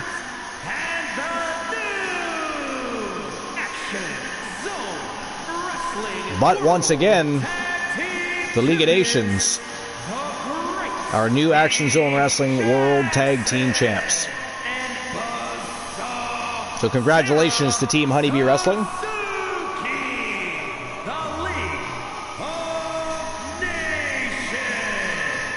A disappointing result for Pure Fusion Collective tonight. Wow, the referee rating was perfect. I don't know if that was perfect refereeing. I saw a couple times where there was a slow count. There was even a fast count there at one point. Who was the perfect, whose opinion was that? Was that just the League of Nations opinion? I don't know. Anyways, great matchup. And we have brand new Action Zone Wrestling World Tag Team Champions.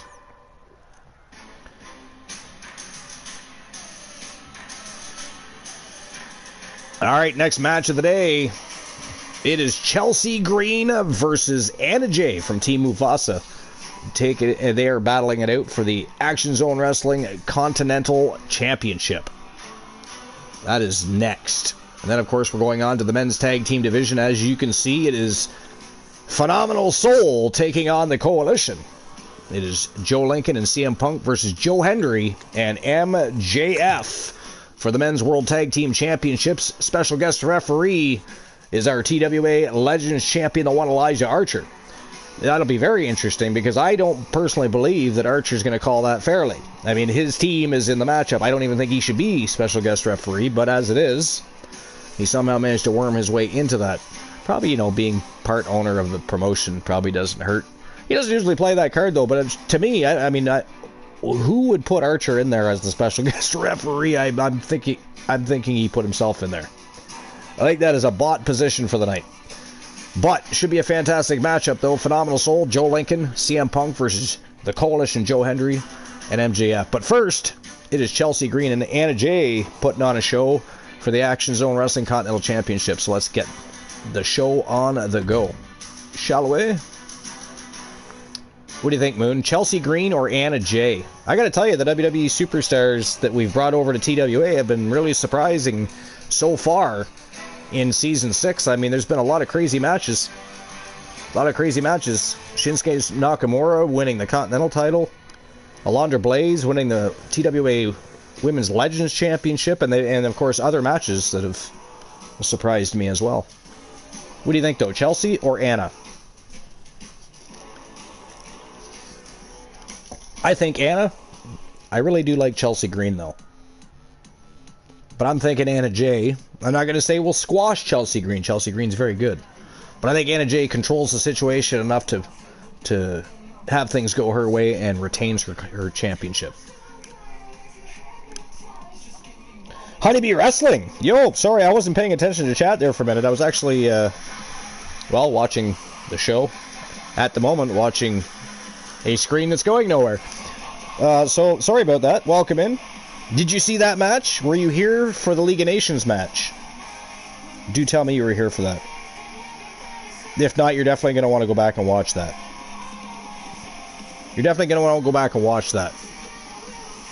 League of Nations versus Zoe Stark and Shayna Baszler. You saw the end of it? Fantastic. Fantastique. Sarah Suzuki. No, did you see Sarah's recent matchup? That's how we got to today's match to begin with. Sarah Suzuki has been absolutely phenomenal. So was Julia Jackson. Julia Jackson had a match earlier today. That was a very interesting match. I will say that. Julia went into that match undefeated. And fighting Alundra Blaze for the vacant TWA Legends Championship. So you'll definitely have to go back and watch that. Well, there you are, Moon. I didn't realize you had stepped away from the mic. Yeah, I'm back. What do you think, Chelsea Green or Anna Jay? I mean, for Chelsea Green, she has, speaking of her, she has been noticing me every time when I tweet about her in the real world. But I think I would go, I like her Anna Jay. I would like to say Anna Jay to retain. You know who follows? It's funny. And because I ended up, he ended up emailing me because depending on who they speak to, they like to email instead of continuing things on TikTok. But I ended up getting an email and it had like, he ended up giving me a code, so if, like, sometimes their staff reach out to people for certain things, but they will offer our code, so if they don't offer their code, you're supposed to report them because it's an attempted fraud at their account. But you know who follows TWA and who I've been talking to via email? Jelly Roll. Isn't that weird? But a lot of stars these days are open to talking to their fan base, right? But just a lot of them like to eventually move to email where it's a little more private. But yeah, they offer you a code, so if there's people that claim to be their staff ever reach out and they don't have that code, you're supposed to report them for fraud. Because, well, they don't want people creating fraudulent accounts and talking to people. But yeah, I follow Jelly Roll on TikTok under the TWA account, and we all know that Jelly Roll is a big wrestling fan. But yeah, he's not only following me, he also watches our videos, which I haven't been doing a very good job of, by the way, uploading those to TikTok lately. I've uploaded like one in the past few months, so I'm gonna get to be a little more diligent with that, I think. But yeah, it's interesting.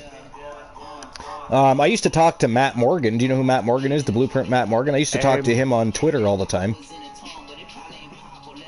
I think they like. I spoke to the people I spoke to, and it was us only for a short term, is a little bit was Thunder Rosa.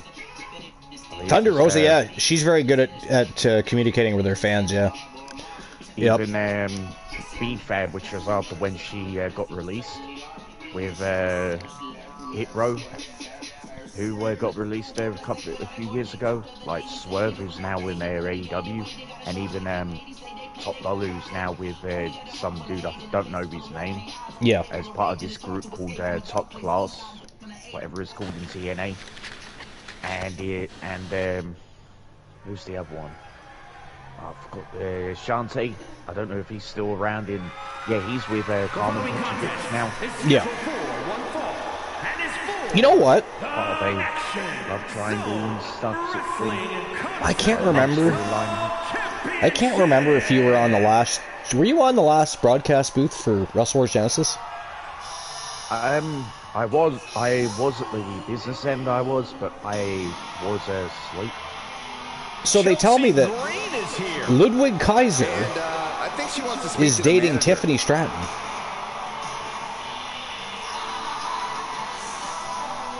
Like, what? You know, I'm not an advocate for asking to speak to the manager, but I have to admit, I did not know that. well for Chelsea Green. At the same time, I'm thinking, how did he manage to pull that off? Competing at WrestleMania, those are things that There's no offense to him, but Ludwig Kaiser, kind of a goofy looking guy, isn't he? He's a little strange looking. Good wrestler, don't get me wrong, he's a great wrestler. But there's just something about him that he just looks funny. And here he is dating Tiffany Stratton. It's like, wow.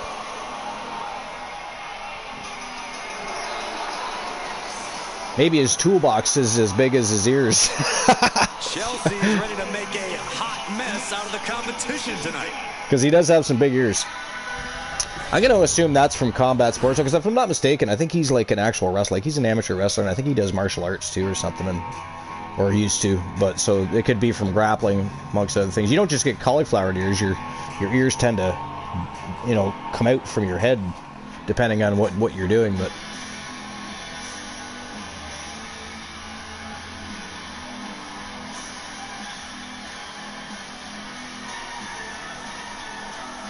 here comes Anna Jay from Team Mufasa. I don't know if Mufasa is still in the house or not, but if he's not, he's missing out, because Anna Jay making her way to the ring right now to defend her Action Zone Wrestling Continental Championship.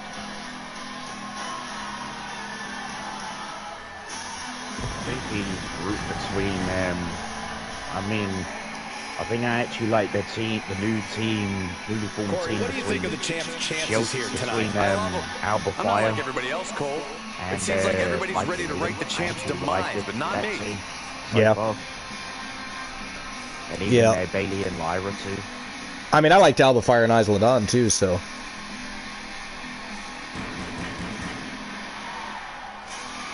But I do like Alba Fire. Last week was just basically net with wasn't the best.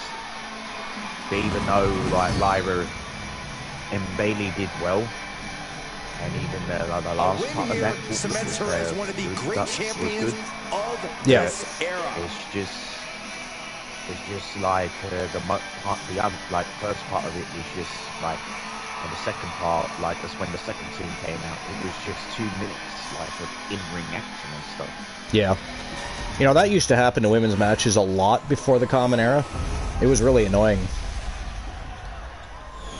It was, if you wanted to watch good women's matches, you used to have to watch other promotions. Really. You had to watch New Japan or somebody that actually put a little bit of effort into their women's division.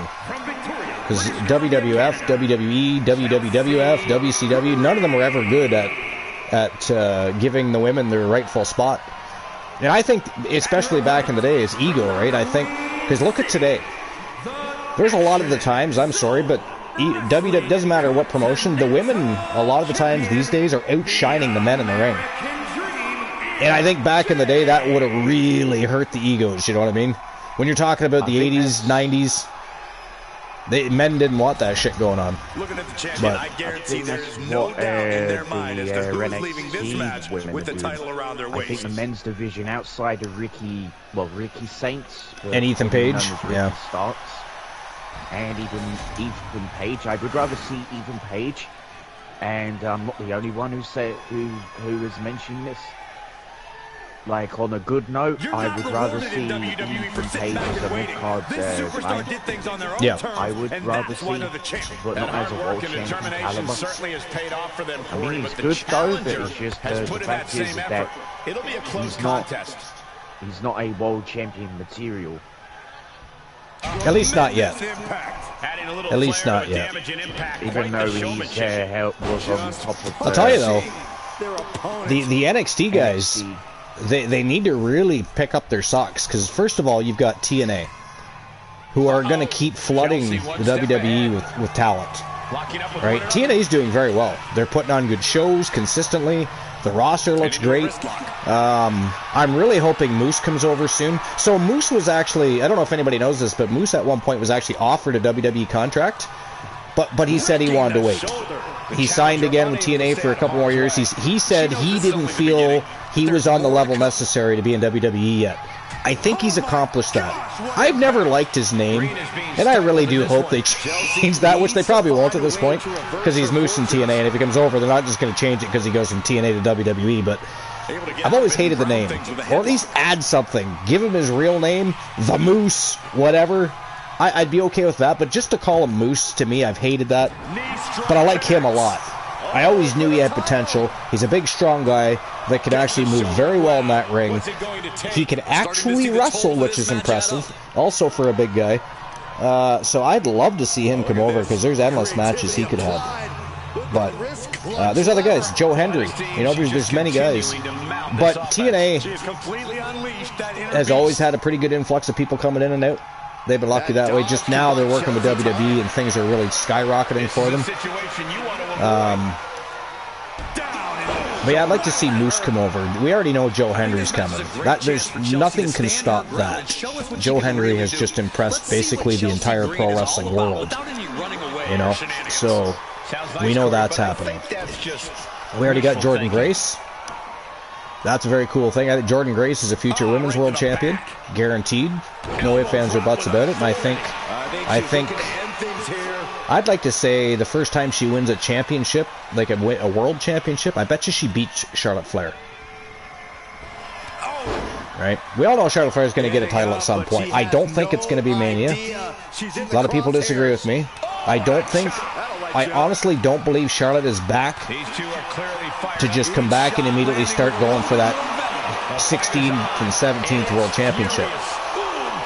Actually 15th as well. She needs 3 titles to beat her down, because she's only a 14-time champion. But we know that's going to happen eventually. Slowly but surely, it's going to happen. But I think, because I think...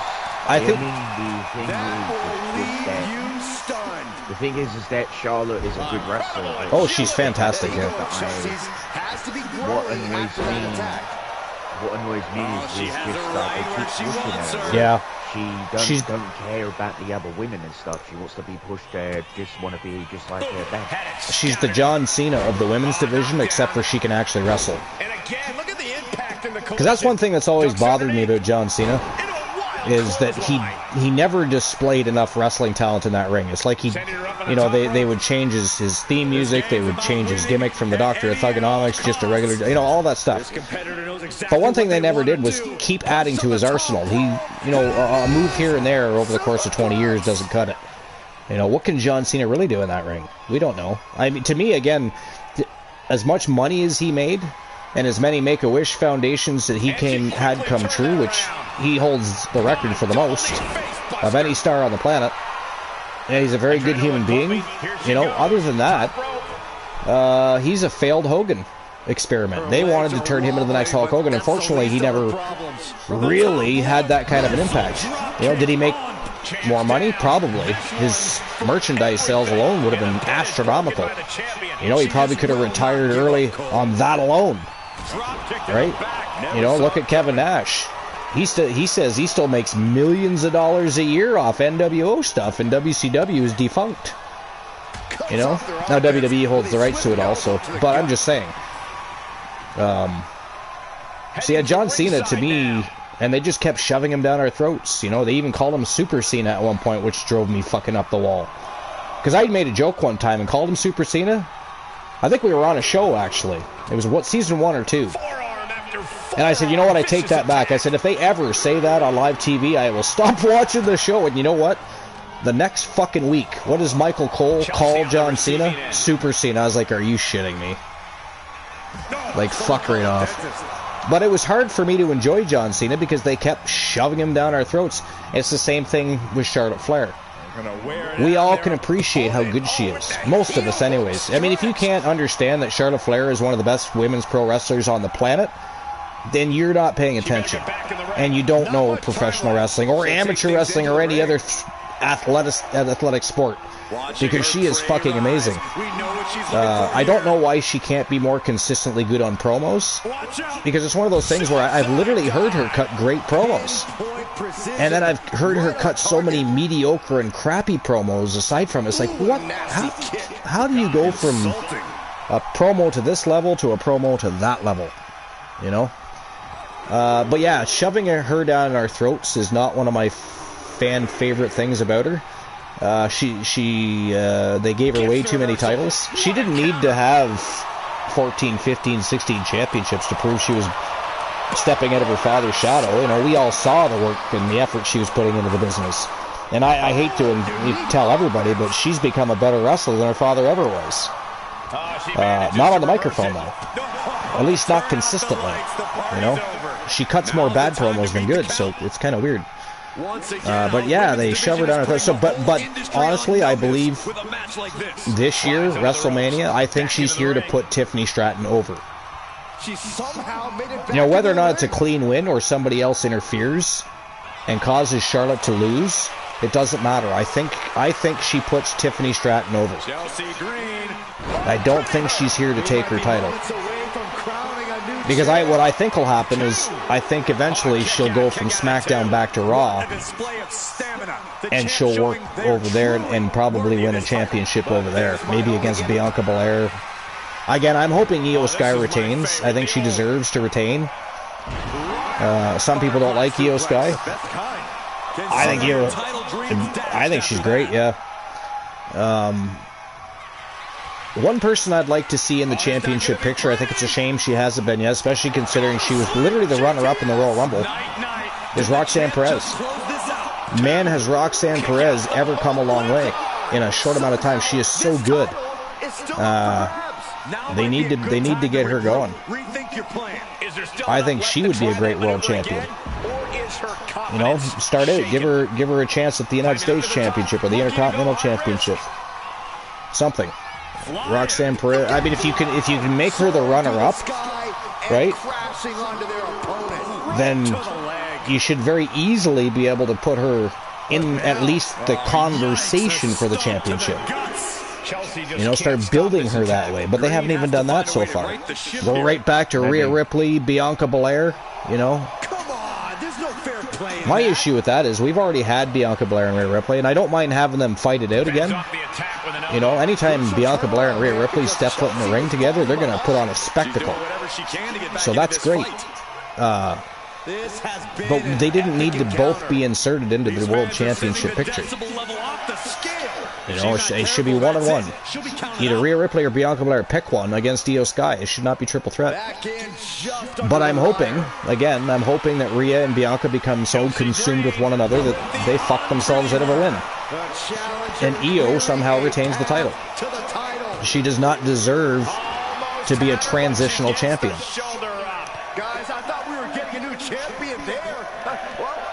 Because otherwise, that makes it even more stupid that they took the belt off Ripley to begin with.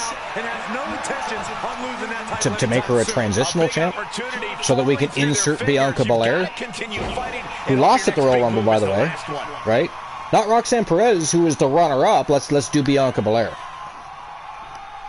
So, it's just, I don't know, things like that I don't quite understand. Here we go, Byron. But, oh, Mufasa says, I am still here. Again, I wasn't paying attention to chat. I apologize. I mean, let's face it, our YouTube chat doesn't move as... Oh, that is it. That is all. Pause that thought. Ladies and gentlemen, the winner of the match, and still Action Zone Wrestling Continental Champion from Team Mufasa, it is Anna Jay. Taking home her gold. That was a great match, though. Chelsea Green did fantastic. And there were a couple times there, I actually thought that Chelsea Green was going to upset the champion. So, good on her. That was a great match. But Anna Jay taking her championship back home. Speaking of championships, only because, I'm going to bring it up, only because, yo, Ace Hunter's in the house. What's going on, buddy? Welcome in. Appreciate you stopping in. Episode number 629. You guys believe that? And then, of course, later, because my wife's going back to work, and I get bored very easily, so I'm probably going to run another show later on Twitch, which will be episode number 630. It'll be, of course, Twitch All-Star Wrestling. We got some champions to be crowned over there, because we do not have one single solitary Twitch All-Star Wrestling champion yet. At the end of this show, we will have all of our Action Zone Wrestling champions, and, of course, we already have our Wrestle Wars Genesis champions. So now we got to get some champions crowned for Twitch All-Star Wrestling. So I'm probably going to do that. Not right away. My wife doesn't go back to work till, I think, 6 o'clock. And we've only got a few matches left of this show. So I'll be spending some time with my wife before she goes back to work. And then when she does, I think maybe we'll do Twitch All-Star Wrestling. And see if we can't get some champions crowned there. But our chat doesn't move as quickly as it does on Twitch. So I don't pay as much attention to the chat room. I watch more. See, on Twitch I watch more chat than I do match. On YouTube I watch more match than I do chat. It's kind of reverse role. I do got to get better at paying attention to the chat. But yeah, what's going on, Ace? Appreciate you coming in. I mean, I knew you were going to be around at some point. I just wasn't sure if it'd be, because we talked about doing 2 shows today the other day, so I wasn't sure if you're going to be here for Twitch or for Action Zone Wrestling or for TAW. But what's new and exciting? Anything? How was your Good Friday? Unless it's not Good Friday where you are, but I believe it is. I believe it is. Alright, here we go. Next match of the day. The men's tag team division this time. Again, it is Phenomenal Soul Joe Lincoln. The Phenom Joe Lincoln. And, of course, the Second City Saint CM Punk. They are taking on MJF and Joe Hendry. Do you believe in Joe Hendry? How about MJF? How about the Coalition? Unjustly, of course, in my opinion, Elijah Archer. Happy that he was able to retain his title earlier today. Great match. You guys are going to have to watch that. He's now taken out both members of the founding DX Fathers, Shawn Michaels, and, of course, Triple H looked to avenge Shawn Michaels today after Archer starched him, quite literally. You'll have to go back and watch that match if you hadn't, but he literally, quite literally starched Shawn Michaels. Triple H unsuccessful at avenging Shawn Michaels, and Archer went home with his championship. But now he's inserted himself into this tag team matchup as our special guest referee. Can he call it straight down the line, or is he going to favor his own team? That's the problem I have here. We're definitely going to find out. But MJF and Joe Hendry versus Joe Lincoln and CM Punk is next. World Tag Team Championship is on the line. Shit. I forgot to turn the entrances on. See, since the last update, now I have to turn entrances on every match instead of turn them off if I want them off. And I'm pretty sure I forgot to turn them on. So we are not going to get entrances for this tag team match. Fuck. I don't like that shit. Every time they do an update, they change something else. It really starts to get annoying. I mean, I'm not going to lie at this point. I think they should drop 2K. You know, they've been fucking around since they fucked up with 2K20, and then they were given another opportunity, because they almost went with EA. EA was so close to signing with World Wrestling, with WWE for a new game that it wasn't funny, but they decided to give 2K another opportunity. 2K22 was great. 2K23 was even better. That was a stable-ass game. They had a few things they had to fix, but it was a stable-ass game. Then we ended up at 24 and now 25, and we've had nothing but issues. Non-stop craziness issues. 23 is, you know, other than the fact that there are some new things, some new elements to the game modes that I enjoy and I'm glad they put in. But aside from that, 2K23 was still the more stable game. By far. So I just think it's time to stop it. Stop playing games to 2K. And please, whoever takes over the contract for making the next WWE game, when they finally do decide to do that, they got to listen to the fans at some point. Please, have people properly test it, number one. Those are streamers. The streamers push the game engine to its limits with all of the images we upload, with all of the content we download, with all the DLCs. You know, everything we do, we push the limits to the game, and we find the breaks, the glitches, we find it all, we'll find it quickly. Let them test the game. And again, we've talked about this earlier. Temple Games was here for a little bit and discussed it. We've all discussed it before. Stop coming out with yearly games. It's not necessary. If you've got a good game, just continue the improvements that you need to make on the game. Drop some DLCs. If there's some sort of major shakeup, and there's a whole shit ton of content that, you know, is just way too big of a DLC type of thing, and you just decide 2 or 3 years later, okay, we're going to come out with a new game, a new version. Okay, I get that. You know, it's going to happen on occasion. But I don't think it needs to happen. There's already lots of games that do that. They don't come out with yearly games. They just have a lot of updates and game content to download. It can be done. So, 2K doesn't understand the Ukes engine that they are using to be... No, exactly.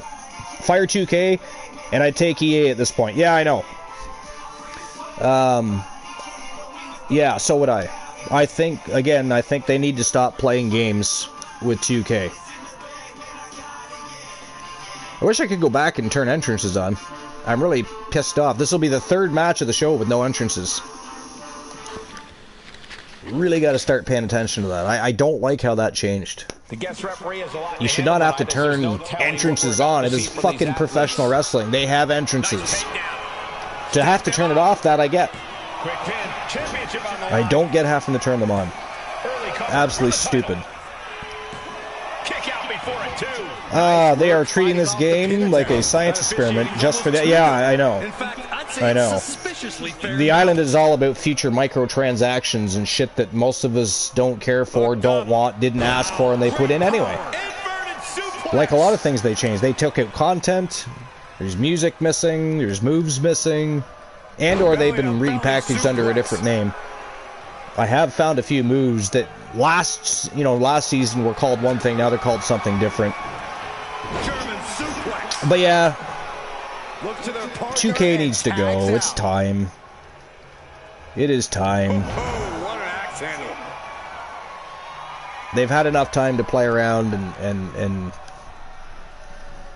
we just want a game that comes out that isn't so broken all the time.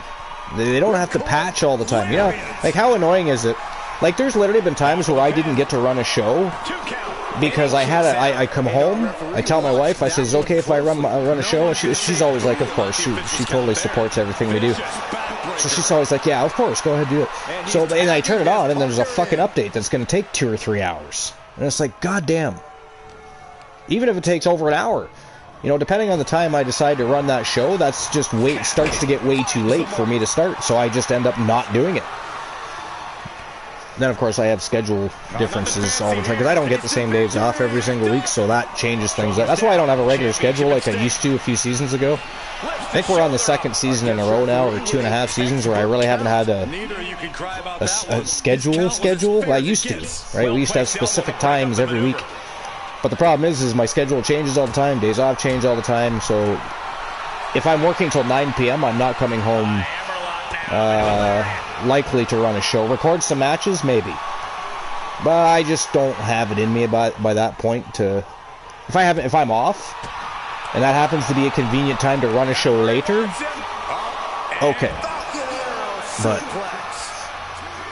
not if I'm working. I'm not working all day till 9 p.m. and coming home and running a show. So things changed a little bit. So we just kind of run by the seat of our pants now, as far as that goes. But it's okay. It's all worked out very well because we have a great community. Understanding and a mature community that knows that life gets in the way. So it hasn't hurt us any. There's probably people from the UK, Germany, Denmark, and other places that used to stop by a lot, that probably wish we were still on later at night in some aspects, because they used to come in first thing in the morning and watch it. But then there's people from North America and places like that that are closer to our time or our time that are fortunate that we start earlier, right? So it's kind of, it's 6 of one, half a dozen of another. Apparently there was contact with the ropes.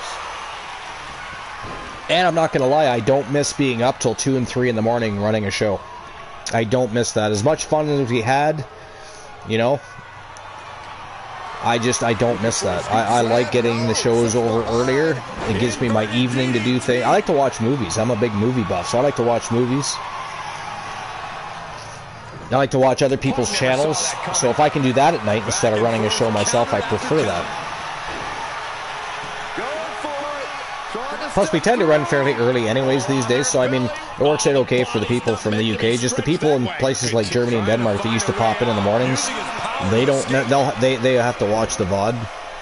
But it's people like Distinct Tone, for instance. She would come in and watch a bit of the show right before she had to get her kids up, and she's from Denmark, I believe. So I'm sure she misses it. And Christian Cool misses us probably invading his channel when he goes live, because he's crazy, right? These days he is running his streams during the ungodly hours. He'll start at 4 in the morning. Like, not even I make it there. Sometimes if I'm working early, I'll pop into while I'm having a coffee or eating breakfast or maybe waiting to start my shift at work. But I don't get to see much of his shows anymore, because he's like I'm Just Key, who used to start at 5 a.m. every morning. And I'm not... Yeah. But I'm not getting up at 5 a.m. on purpose to watch anybody, much less expect people to watch mine. That just knocked him a bit off balance.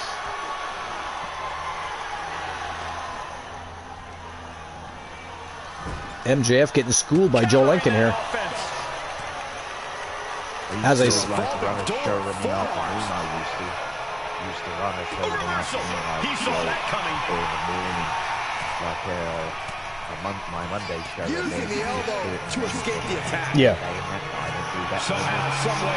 Yeah, depending on what time in the morning. Like if you ran at 5 or 6, that'd be like 12 or 1 in the morning for me.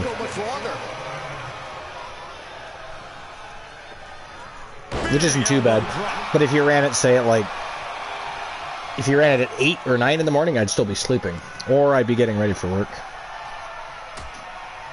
Things are getting risky. Most days, anyways. In the last month, they had me working a lot of closes. It was annoying. I don't mind closing, right? It is part of my responsibilities, but I've been there long enough. I shouldn't be closing as often as I am. Feel the anticipation growing with every second that ticks past in this match. My sister's been And gets tossed back into the mat. But Yes. With a pin for the title. Also, like He made the save just in time. Greg's Bakery, and just people are just messing her up and that. Saying, Yeah. the shop And he is gets directed into the corner. Yet they want us to do all of this and that, and she wants to clean up the shop or whatever the hell what she was going to do. And yet they're going at her people. Like skillful Natalie going at her saying, offense there. And just when he needed it most, he got Seriously, that wasn't a real Yeah. break. Not even close. I mean, a lot of the time, I think it is like they do complain about certain people closing at our store, so I get why they have me do it, because they know if I'm there, it's going to be done correctly. But that doesn't mean I have to be okay with that shit, because I don't like closing as often as I have. And if they have me scheduled in a week, let's say, where they have me have 3 or 4 closes, I hardly see my wife. Right? She gets up at 4:30 in the morning, sometimes 5, but she works by 6:30 in the morning. Doesn't matter any given day. So she's up very early, which means she goes to bed very early, right? So if I'm not coming home till 9, I'm basically not seeing her much that week.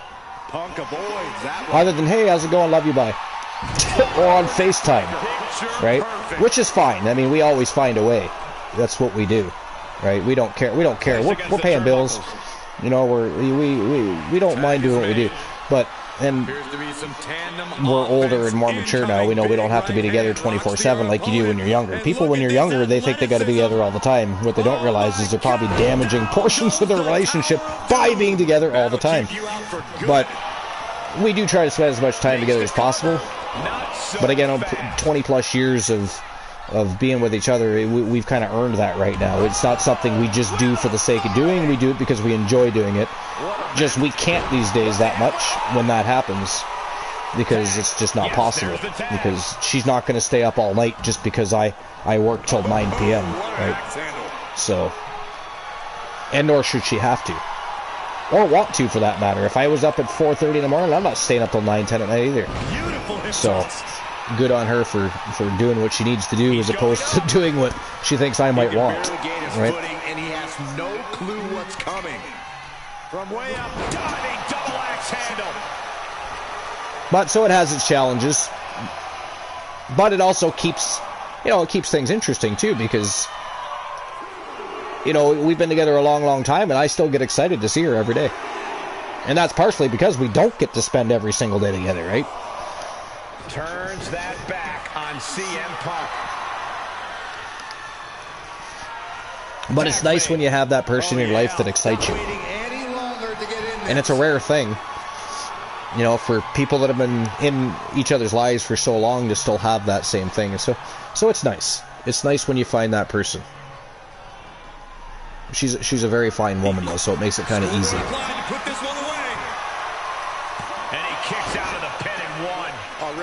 Like, after working all day, even though she knows that, like, I'm not going to be home till a certain time, she's probably going to be going to bed, she makes sure I have supper to come home to.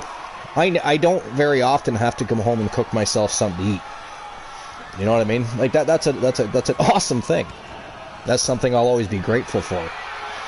No way to a man's heart than by his stomach, right? But I mean, and she cooks great food, so it's pretty awesome. I always make sure I, help out by making sure the house gets tidied up and do dishes for her and stuff, so she doesn't always have to do shit like that herself. But yeah, I don't ever have to worry about food. Unless she's had a day where it's been busy and she says, well, I'm really not going to make it. I think I'll just have cereal. And I'll say, yeah, no problem. I'll find myself something to eat. But I'd say most weeks that's not even weeks that happens, it's maybe once a week. 6 out of 7 days I'm coming home to a meal. So I can't complain. I like it a lot. But chilling, getting back to streaming. Monday this weekend is for Mania. Yeah, that's kind of why I'm running 2 shows today. I'm not going to bother trying to run a show tomorrow. Plus I work anyways. But when I come home, I'll be setting myself up to watch WrestleMania. Right, it's WrestleMania weekend. What time does WrestleMania start this year? I might miss some of it depending on start time, because I work till 5 tomorrow. Now that doesn't mean I won't run a show Sunday night, maybe.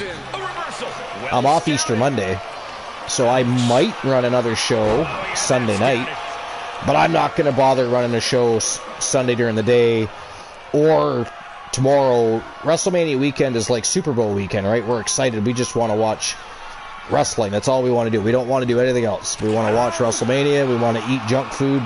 Some cases drink beer. I don't do that too much anymore, but usually that's that's what it would be. Especially when a lot of the times we used to go to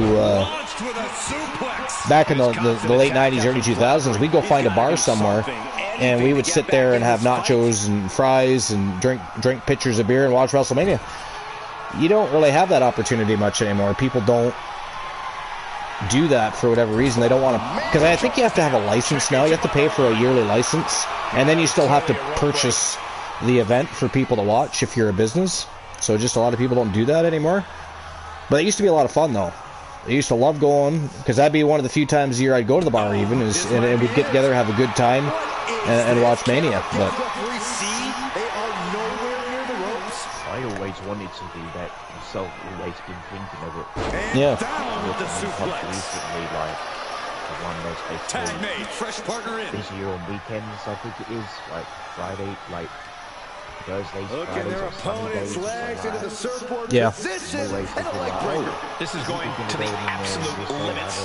At this point in the match, there's no time to recover. The damage is I still, yesterday. it's one of those weird things. I don't know if it's just age caught up with me or whatever, but I still enjoy drinking when I do. I just don't have the thirst for it like I used to. Like, I don't sit and think, oh, I think I'll go partying Friday. You know what I mean? I don't think things like that. If somebody offers me a drink, depending on my mood or whatever, I'll have one, or you know, have a drink with the wife on occasion or something like that. Or if we have plans and go out, I'll drink while we're out and have a good time. But I just don't care for it as much as I used to, which is, I guess, a good thing, because I think I enjoy myself more when I don't do it as often. But that doesn't mean I still wouldn't go to the bar to watch a pay-per-view, though. If I knew there was a place where we could go and hang out and have some nachos and or whatever and watch WrestleMania, I probably would. But people just, you don't, at least around here, they don't do it anymore. There used to be several places you could go here where I'm from, but not anymore. So I watch it at home. But, which is fine. Who the hell can afford to drink anymore anyways? I don't know how people even afford it. What an expensive habit that is now. Holy Christ. At least here. I don't know what it's like there, but it's ridiculously expensive here. Yeah, it's ridiculously expensive when it comes down to going to the seaside, like the seafront and stuff. Like the beach and that. Yeah. And like, or even going into like like where I've been to this past October, and the prices are fucking ridiculous over there. It's getting like that here too, because they're making a lot of beaches national parks now, and therefore it costs you money to get in, and it's like per person per carload type of thing. So yeah, it's starting to go that way here too. Like even one of my favorite spots I used to go as a kid was always free. But for the past, I don't know if it's been 10 years or a little less, maybe it's been close to 10 years, you have to pay now to get to go there, because they've made it a national park. And it's like, goddamn. I don't know if that's... One of the places that I've been to, was one of the friends I've known, seeing clearly in the ropes, who speaks to me on Discord. Yeah. He hit the path that he stabbed there's the tag. Who was a waiter. I mean, the prices are cheap there. I was there the other day. I was in London the other day to see him. And could have sold for like where I used to I used to wrap spaghetti bolognese every single time, like spaghetti bolognese, the meat one. Yes. That every time, and then the Coca-Cola drink, the one that had the red one. Yeah. I had that. So I went through nostalgia side the other day. Used to play games with them lot too. Used to. Coming in off the tag. Just their prices are just. Belly to back suplex. No. Was just some of their drinks less than a pound a minute. Yeah, quite. Hasn't set up in the corner of the ring. Prices keep inflating like a motherfucker over here. Like for instance, I don't know what you guys pay, like what your cost of living is like there, but like here, where I am in Ontario, Canada, like the average price of a one bedroom is about $14.50. A one bedroom. A bachelor is between $1,000 and $1,100 per month. Oh, look at this, just cranking. That's a bachelor. Two bedroom, you're looking at anywhere from $17.50 all the way up to as much as $23.50 per month. Plus your utilities. That's not even inclusive. That's plus utilities. The average person here cannot afford to live on their own. It takes 2 incomes to afford an apartment. And that is absolutely ridiculous.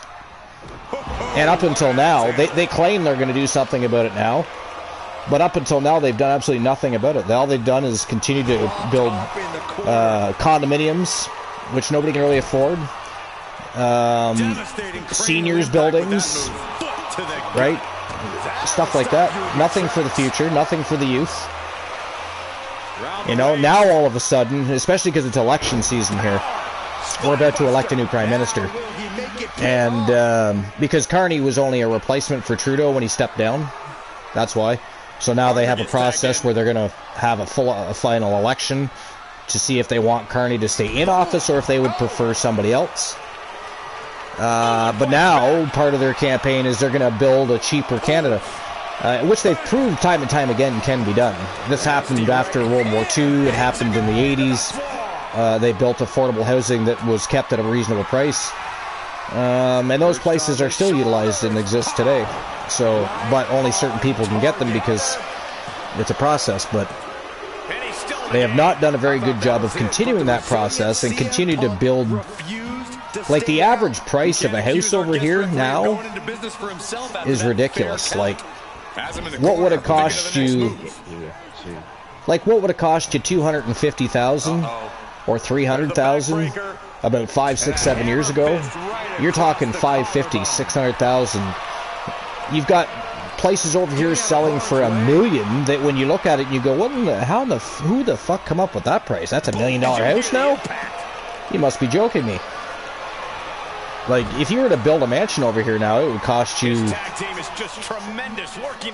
bare minimum $10 million. You know, if you think of what a mansion actually is, you're talking $10 million for a small mansion. It's ridiculous. But, oh, there we go. It is over. That is it. That is all. Ladies and gentlemen, the winner of the match and your new Action Zone Wrestling Tag Team Champions, Joe Hendry and MJF. The Coalition going home with the gold with a big win over Phenomenal Soul. So that rivalry continues. I mean, they've had an on and off rivalry for the last 3 seasons. Always put on great matches, Phenomenal Soul and the Coalition. And that was a great match, by the way. That might have been one of the better matches of the show so far. But it is the Coalition with the W. Of course, with Elijah Archer as their special guest referee, so I'm sure that will be a thing discussed going forward. But for now, as it is, the Coalition are your new tag team champions of Action Zone Wrestling. Now it's on to what would normally be our betting rounds if we were on Twitch. The final 3 matches. I will pay attention this time so that we actually get at least... Because we've had 3 matches now on the show with no entrances. This was a fantastic match. It certainly deserved to have entrances. They didn't get them either. So we're going to make sure the rest of the matches for the rest of the show get their appropriate entrances. I think the way to turn them on, I think, is L1 or something like that. Yeah, no, I have. Like I said, we've had other matches that I turned it on. You never used to have to turn it on. You used to have to turn it off, if anything. It's ridiculous that you would have to turn entrances on for every single match. It's the same thing I had yesterday.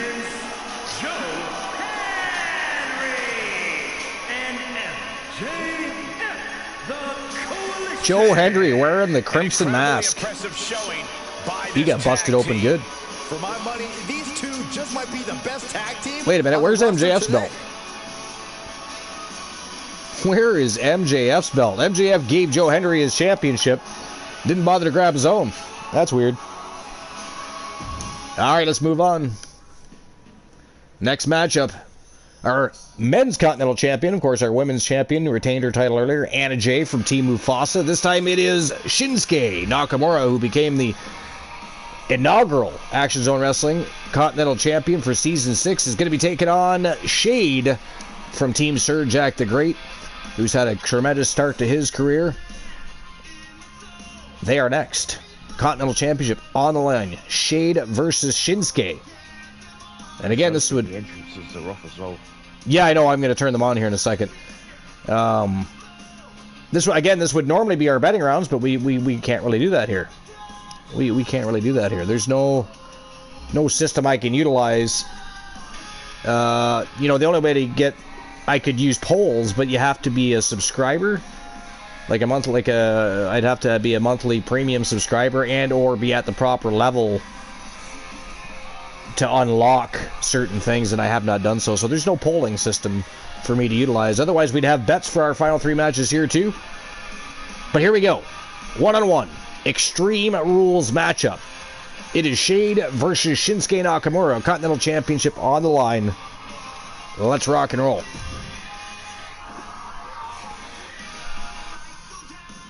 Shade versus Shinsuke.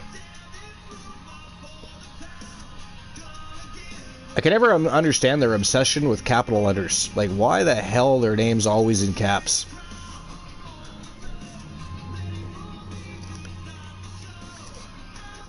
I don't know anybody that would sign their name that way. I mean, if you sign your name, are you going to use all caps?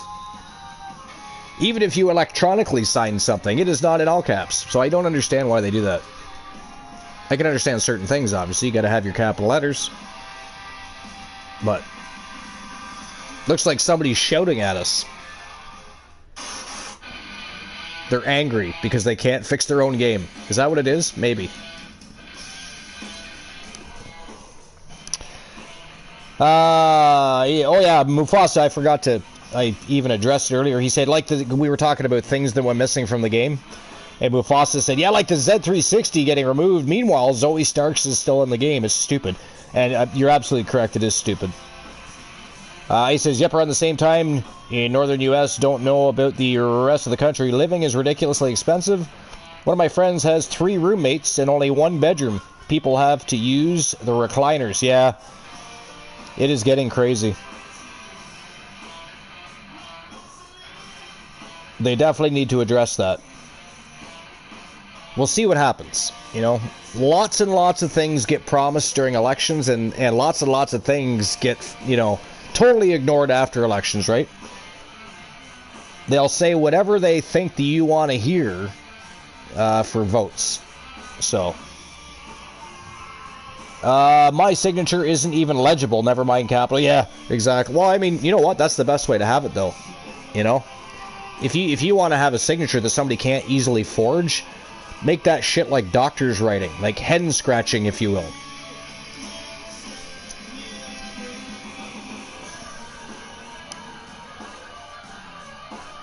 I mean, I know some people that have signatures where, like, I think a 5-year-old could forge their signature if they wanted to. All right, here we go. Shade versus Shinsuke, Continental Championship. Let's roll. Time to turn and burn. Ace says true. Yeah, it is true. I mean, sadly, in 2025, forgery is still a thing. It's not as big as it used to be, but it still happens. The following contest is but if people would just, you know, not try to make their signature look so pretty, the people that do that, it would definitely benefit them. If a 5-year-old can forge your signature, that's a problem, right? I'm not saying that's happened. Maybe it has. I don't know. There's some crazy people in the world. Maybe they have crazy children. So maybe at 5 they're trying to forge checks to go buy some candy. I don't know. But I'm just saying, if a 5-year-old could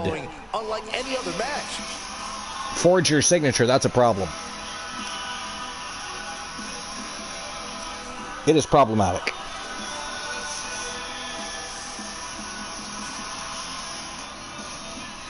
By the way, our final 2 matches of the day are triple threat matches. It's funny because earlier I said, well, I think a world championship matchup should be one-on-one. Yeah. So we're having triple threat matches for ours. But to be fair, they are vacant titles. If there was already a holder, if we already had crowned a champion, our world championships, most of the time, we have had gauntlets, we have had elimination royales from time to time, depending on what the stream per view was we were doing. But generally speaking, our world championship matches are 1v1, and that's the way it should be. This is for a vacant title, though, and the people that are in the matchups had done really well in Season 5, and they've already started doing well in Season 6, so they're getting that opportunity.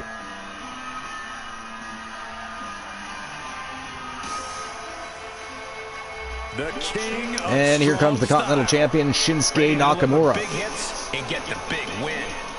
That's The Samurai Assassin.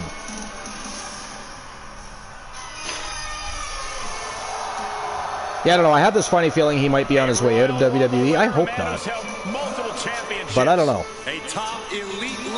What does he have to do to get a good run doing something? I mean, he hasn't even really been in the World Championship picture. His talents are being... I mean, maybe he should go to TNA. You know? Then he's already automatically got that door to come back. But I think he'd be fantastic over in TNA. I'd say AEW, but what's AEW going to do with him? They can barely figure out how to utilize who they have, and they have a lot of talent. But they can barely figure that out on a week-to-week basis, much less take somebody like Shinsuke Nakamura. Personally, I'd just like to see him stay on board with WWE. To my knowledge, he's actually happy with WWE, so I don't think there's any issue there. But his contract is coming up sooner or later. So talk always begins about whether they're going to go or stay. Hopefully he just stays, but if he goes, I hope it's to TNA. I've always been a fan of TNA. What I was not a fan of was Hulk Hogan and Eric Bischoff and everybody coming in to help kind of tear down TNA at the time. And I do say that because I don't know who remembers that whole situation, but about 6 months before they went into TNA, they literally did an interview on a talk show, and they said how they would never join TNA, how they were a second-rate company that wasn't going anywhere, and tore apart their match booking and everything else. About 2 weeks later, you read in the dirt sheets that Hogan and Bischoff, Nash, and a bunch of them had a meeting in Stamford with Vince McMahon. Well, they didn't end up back in WWE. No, they ended up in TNA. They literally ended up showing up in TNA. They didn't get the reception they thought. I remember Hogan was pushing, we're going to get a 4.0, brother. Yeah, they didn't even hit 2, I don't think. I don't even think they hit 2, but they did pull way over $1 million. But yeah, I didn't care for that because I had a feeling they were there to just cause damage to that company, and that's when they started immediately. They took their 6-sided ring away, which I didn't terribly care about. I did not like the 6-sided ring. First of all, the very first time I watched TNA, I stopped and paid attention because I thought I was turning the channel to an MMA show. I thought it was going to be an MMA fight. And then I really quickly figured out that, okay, this is pro wrestling. It's TNA. Okay. But what I found was a lot of botches. There were so many botches with the 6-sided ring. It was so unnatural the way they would come off the ring at times. It just, I did not like it. Not for pro wrestling. It didn't do it for me. And it automatically made the ring smaller. I just didn't care for it. I think in MMA, even in the UFC, I think the cage should be smaller. I think they have too much time. They have too much space to run around. I don't think they need that much room to run around. You know, they're there to fight. Stop hopping on a bicycle and pedaling backwards. And I honestly think they should shrink the cage. But yeah, so I didn't like the 6-sided ring, so it didn't bother me too much. They changed that, but they changed a lot of things. And then they started heavily promoting themselves and doing what they do. But I honestly believe that Vince McMahon put them up to that. I really do. It can't be coincidence that they did that interview. We'd never go there. They go see Vince McMahon. Then they went there. and did not do them much justice. You know, the best thing they did there was the Main Event Mafia, which I really enjoyed. Had Booker T, Kevin Nash, and a bunch of them. They had the Legends Championship for a while, which I always thought they should still have a Legends Championship. You know, for the Legends that sign Legends deals and come in and do one-offs here and there, it gives them something to thrive for, you know. I don't want Goldberg coming back and winning a world title, but if he came back and won a Legends Championship, I'd be okay with that. Right? Give them something for the ones that can still go. Give them something to compete for. I think that'd be a lot of fun. That can prohibit any use which of is their why I shoulder come out going with the forward. Legends Championship to begin with. I actually had my, so before we were on Twitch, I was on Pro Boards and a variety of other things, and we did e-fetting a little bit differently back then. Everything was written and wrote out, or typed out, to be fair. But I had a Legends Championship for my old promotion, which was GOW Gods of Wrestling, before TNA introduced theirs. So that was fun. I made jokes back in the day that they were copying us. Got them off their feet here. Down in a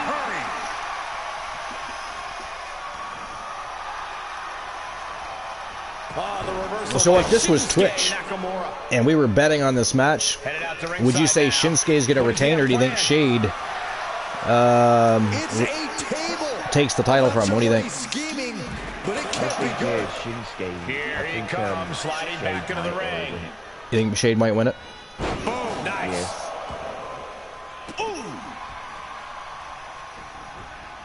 Stomping down. Well, Anna Jay was able to retain. So far, because we only had 2 champions for Continental. For Action Zone Wrestling, and that was the Continental Championships. So we've had one champion already retained. Let's see if a second can, or if you're right. And Shade picks up a big W. Which Shinsuke actually won the Continental Championship in pretty spectacular fashion. So it'd be very interesting if Shade came in today and was able to dethrone. Oh! You know, that hurts. That's got to hurt the eyes. But the other thing is, I'm sorry, but to me, that's gross. That is gross, getting that spit in your face. Never liked that any more, really, than I liked Carlito spitting apple on people. It's like, you don't spit on me. I don't want anybody spitting on me. I don't care if you're paying me, you know. And if you do, and I'm getting paid to do it, I want to spit on you when I come backstage. I want some payback. I want some vengeance here. I want an opportunity to spit on your ass after you horked on me in front of a live TV crowd. I'm just not a fan. I don't even like watching Jacob Fatu spit in the fucking ring all the time. To me, it's disgusting. Like, I know he's the Samoan werewolf and he's a badass and all that, but you don't have to spit to prove you're a tough guy. Looks like he's coming back in. Like, are you chewing tobacco? Do you need a can? Like, why are you spitting on the fucking... You know what I mean?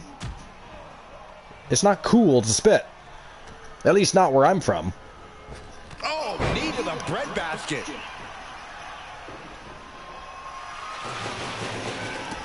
He just missed that completely. Threw the can, missed Shinsuke, and it just landed upright.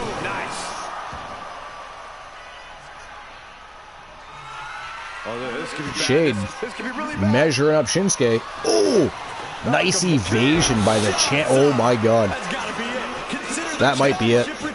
You might be right, Moon. Nope, 2 count only. I mean, to be fair, that doesn't mean you're not right. You can't give up now. But you can rest it. Going forward again. Are we headed toward the title change? Into the cover. Oh, that is it. That is all. You were wrong, Moon. Oh, wait a minute. Did you? No, you're right. You said Shade was going to take it, right? Some of the action from the previous match. Yeah. You were correct. That is it. That is all, ladies and gentlemen. The winner of the match and your new Action Zone Wrestling Continental Champion, representing Team Sir Jack the Great. We all know Sir Jack the Great. I like to drop a house on him on Twitch. Shade, your new Action Zone Wrestling Continental Champion. So congratulations to Shade and Sir Jack the Great.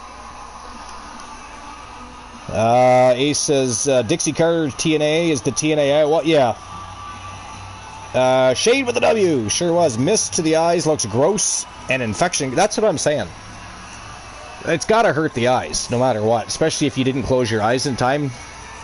But it's gross. It's just flat out gross.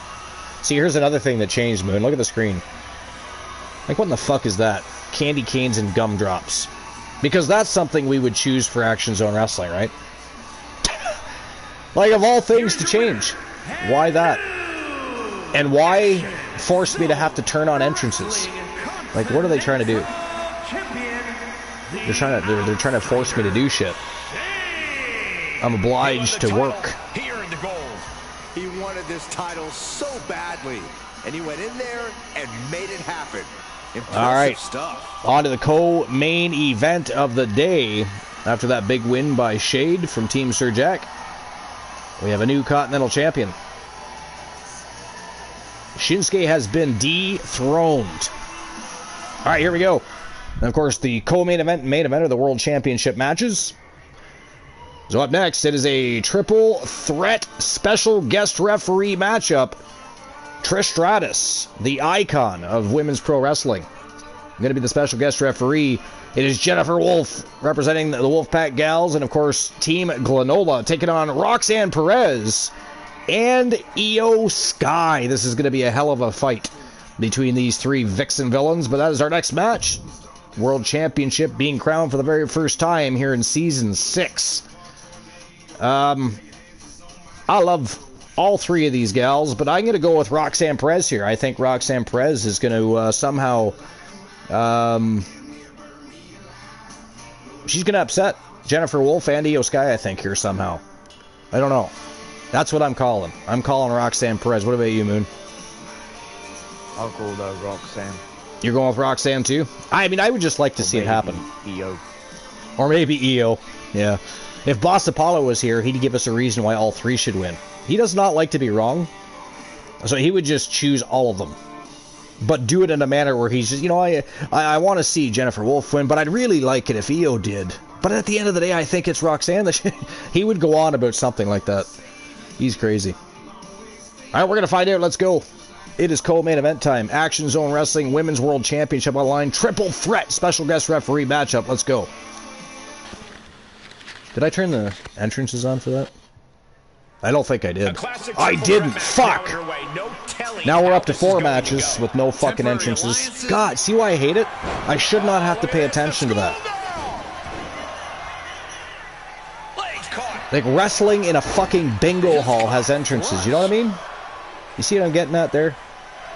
I don't like it when they change things. Unnecessarily.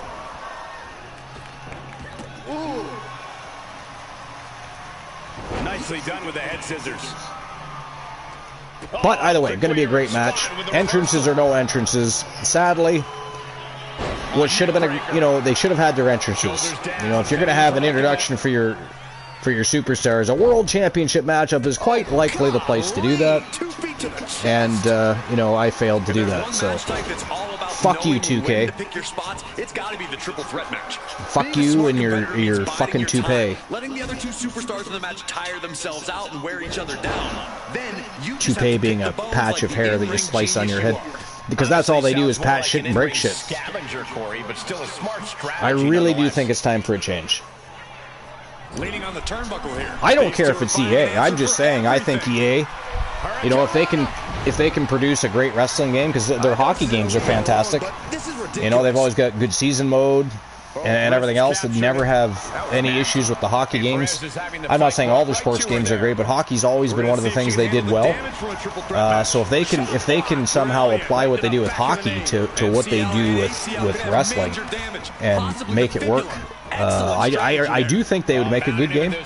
Some people would disagree with that. A lot of people don't like EA. There's people that don't like. There's companies that people like, companies people don't like. EA is just one of those ones that some people like them, some people don't. But at the end of the day, everybody makes shitty games, whether it's EA or 2K or somebody else. I think EA should be given a chance for sure. They do have a history of sports games, and I think it's time to give up on 2K. They've just continued to give us garbage.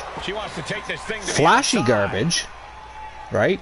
They tease us with these great concepts and ideas, but we don't ever get to fully utilize them because something is glitching or breaking.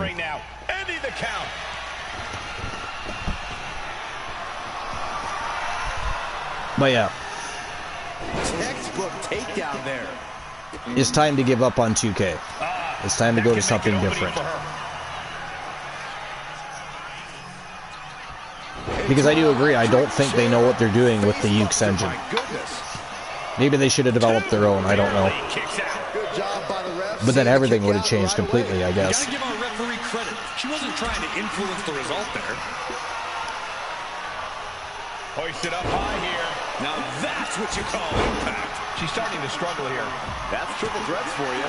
You're going to get beat up along the way no matter what.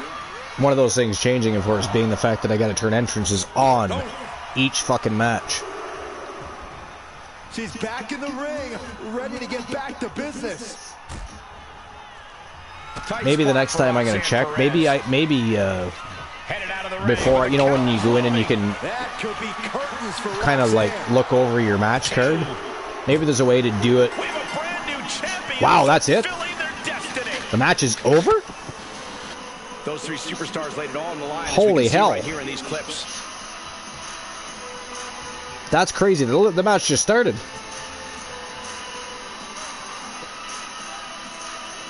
That is absolutely insane. I didn't even see what happened. I'm just watching the replays myself here now. I mean, obviously we know who won, but I don't know what happened to get to that point. Especially so quickly. That was the fastest triple threat match in pro wrestling history.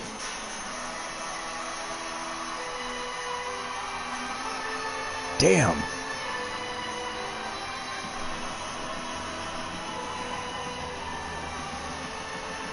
Io slips into the ring for some reason. She's going for a weapon. And Roxanne Riley's like, okay, it's on. Io come in. She tried to break it up, but she was too late.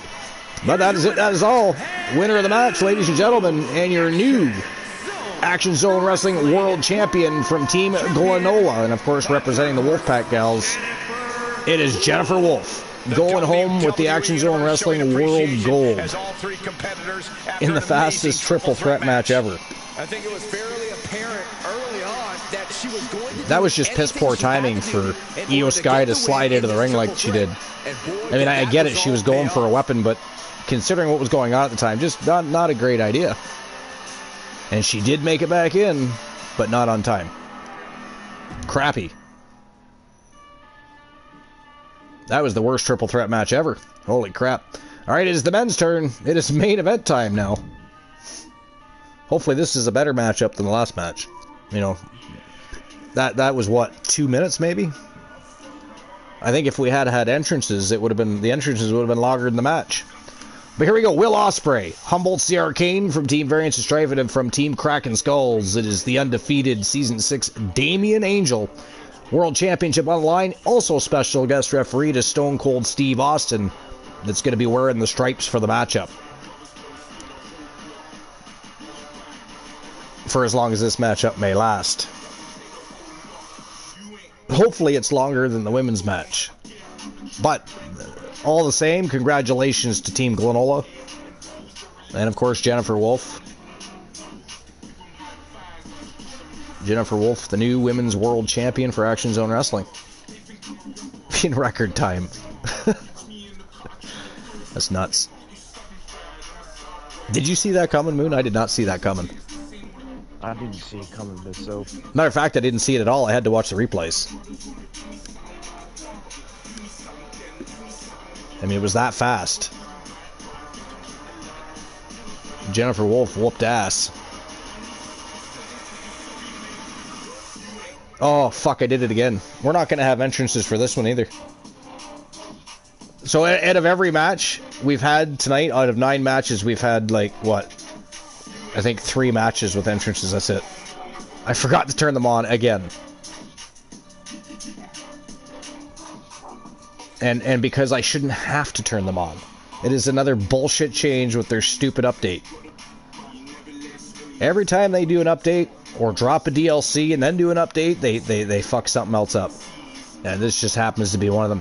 I mean, when 1.07 came out, they screwed up Creation Suite, where if you tried to add a title plate, like an image from a title plate, all you had was options from side plates. They somehow broke that so that you couldn't utilize the images in when you're trying to add an image to the front plates of the championships. Amongst other things, they screwed up. And then now they did another one because they broke that stuff, and they've broken more shit. But goddamn, our main event is gonna have no fucking oh God. lackluster on my behalf. But again, I'm not used to having to pay attention to that. But what I'm going to do is, before we run next time, I'm going to go through and see if maybe I can individually turn on the entrances before we even start the show, period. And that's what I'm going to have to do, because I can't seem to get it through my head, again, because I'm not used to it, but I can't get it through my head to turn the entrances on before each fucking match starts. It's ridiculous, but anyways. Alright, here we go. Main event of the day. Action Zone World Wrestling Championship on the line. Triple threat. Special guest referee matchup. Will Ospreay, former world champion. Humble Sierra Kane, former multiple-time world champion. And, of course, Damien Angel, multiple-time champion. Stone Cold Steve Austin wearing the stripes. Let's turn and burn.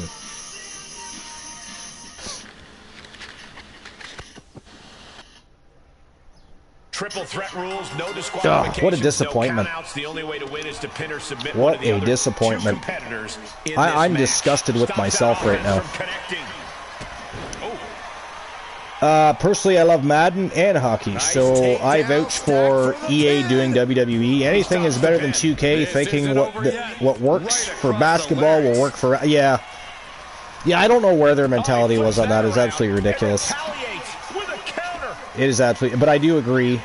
Football and hockey have always been very good coming from EA. And if they can just take what they've done with that, with their season modes and universe modes... If they can just apply all that to... I really believe they would make a beautiful wrestling game. I do. Would it be perfect? Probably not. I mean, every game is probably going to have some sort of glitch here and there that they can quickly fix, but they shouldn't have 30 goddamn updates a game. You know? It's only April still, right? The game just came out last month, and we're already at how many updates? We haven't even had a fucking DLC drop yet. Imagine how many updates we're going to need after that DLC drops. Because what they'll do is they'll do an update right before the DLC comes. They always do. Then they'll drop the DLC, realize they fuck shit up, and have to do another one. And that's going to happen multiple times for the rest of the year.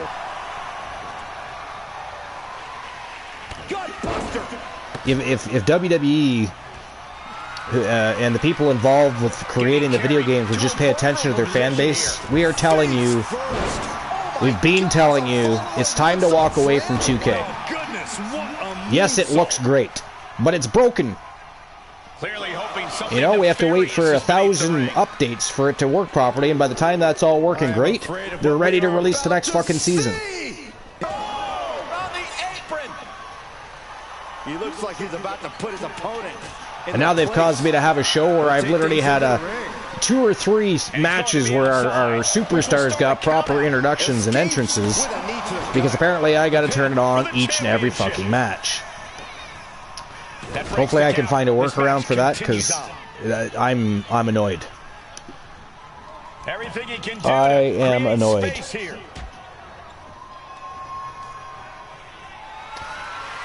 That's why I always say, why be disgusted with yourself when you can point towards 2K, who's the actual problem? Yeah, you're not wrong. I guess I'm just disgusted with myself because I didn't pay better attention. I don't know. Look at this heel. This is how you punish your opponent. You know, if it was like some sort of dark match or something, whatever. But this is not a dark show. It's not a dark match. It's not a house show. Even our house show matches have entrances. And the referee counted that right. I don't think that can be disputed. And this is a world championship match, and our wrestlers had no proper introduction. Goodness. Well, so far the men's world championship match definitely lasting longer than the women's. So there's that. Do I hear a car? Like, it sounded like a car door opening or something. Or is that your game? Oh no, it's just me watch here going on. Oh, it's your watch. Oh, you have like a smartwatch? Like an Apple Watch or something? Yeah, an Apple Watch. Yeah, do you like it? Sidewalk slam It's delivered. quite good. I mean, I'll be honest. I do have an iPhone. I used to be an Android person. Mostly because they're cheaper. Number one, they're cheaper.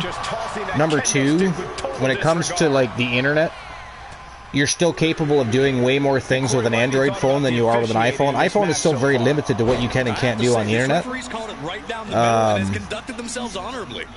So there's that too, but I don't like the cost of the damn things. And the only thing I will give Apple,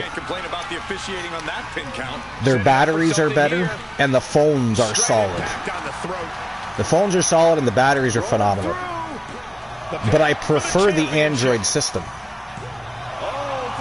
Now, I haven't had a new Android. I've had iPhone for the last few years. The last time I saw a Samsung phone, they basically look like iPhones. So I don't know if they're just kind of starting to build their phones better as well. I don't know. But one thing that used to annoy me with Android phones was your battery would start to die and not hold the charge as long fairly quickly.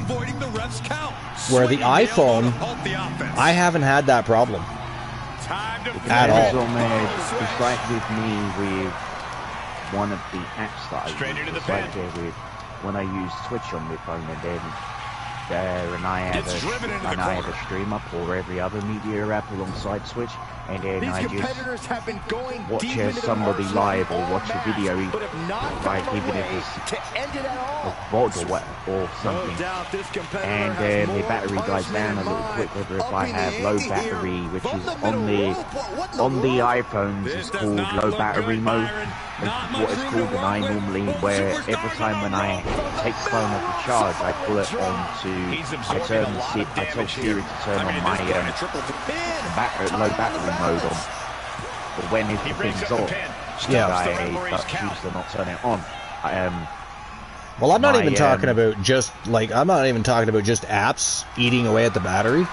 I just mean in general, when you charge your phone, I found that very quickly. Like Samsung Galaxy, those kinds of phones that are Android, I found that their batteries started to die quicker in general, where you would charge your phone fully, but it wouldn't hold that charge very long anymore, even if you weren't using an app type of thing. Where I find iPhone, like I've never had an issue with the iPhone batteries ever. So I find that they do better, and the fact that their phones have always been so solid is a nice thing.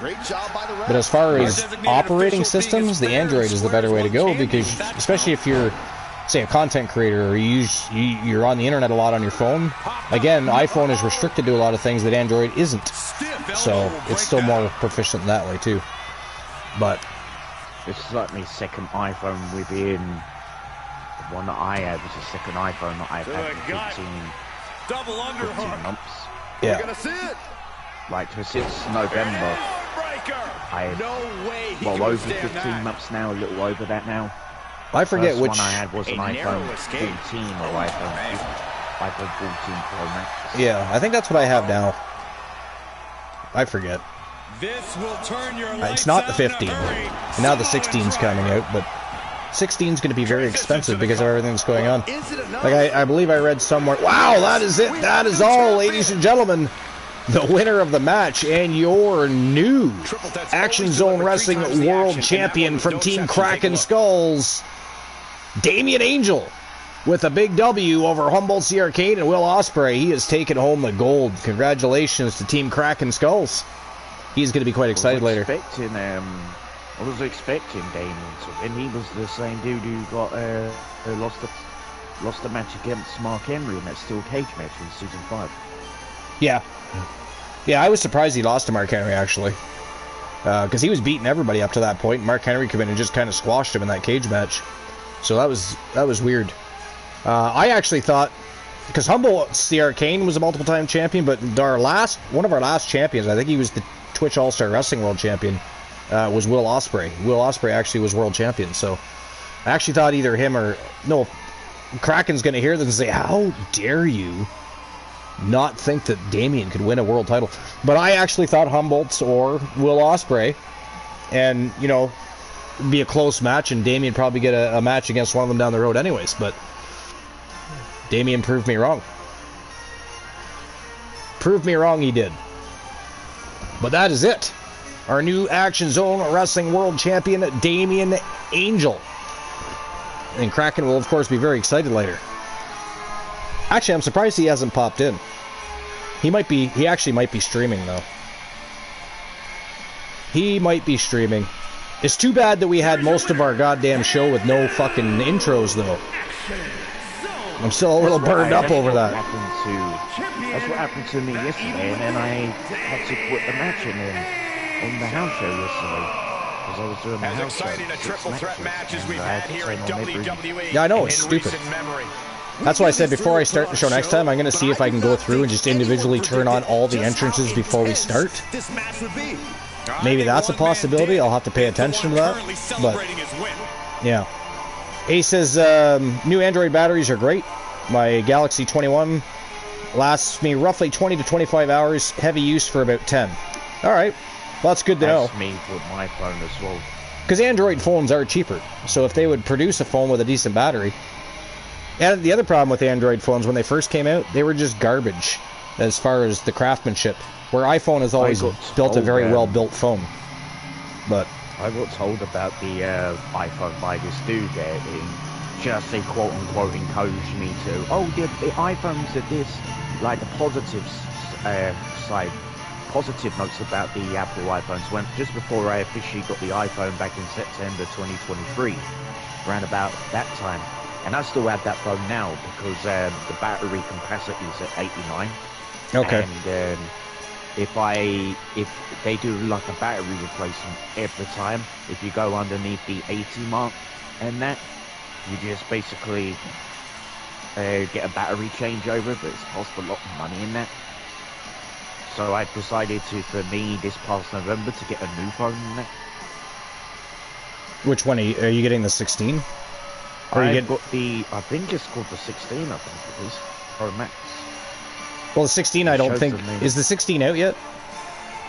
I think it shows, or maybe it's 17. I know one. I know I was reading something recently. Like one of the new iPhones that are coming out soon, over in the UK, is going to be like over $2,300 or pounds, not dollars. You guys don't have dollars; it's pounds. But so that would be quite a bit in our Canadian dollars.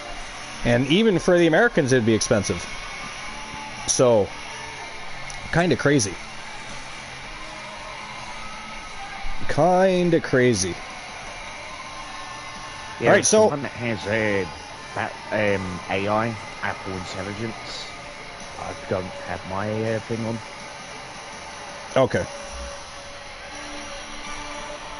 But I did always enjoy the Android system better for a lot of different reasons. Like, even on Stream Elements, when I had my Android phone, I could actually utilize the Stream Elements store where I could create merchandise. Actually, Life is Great has merchandise from a couple seasons ago.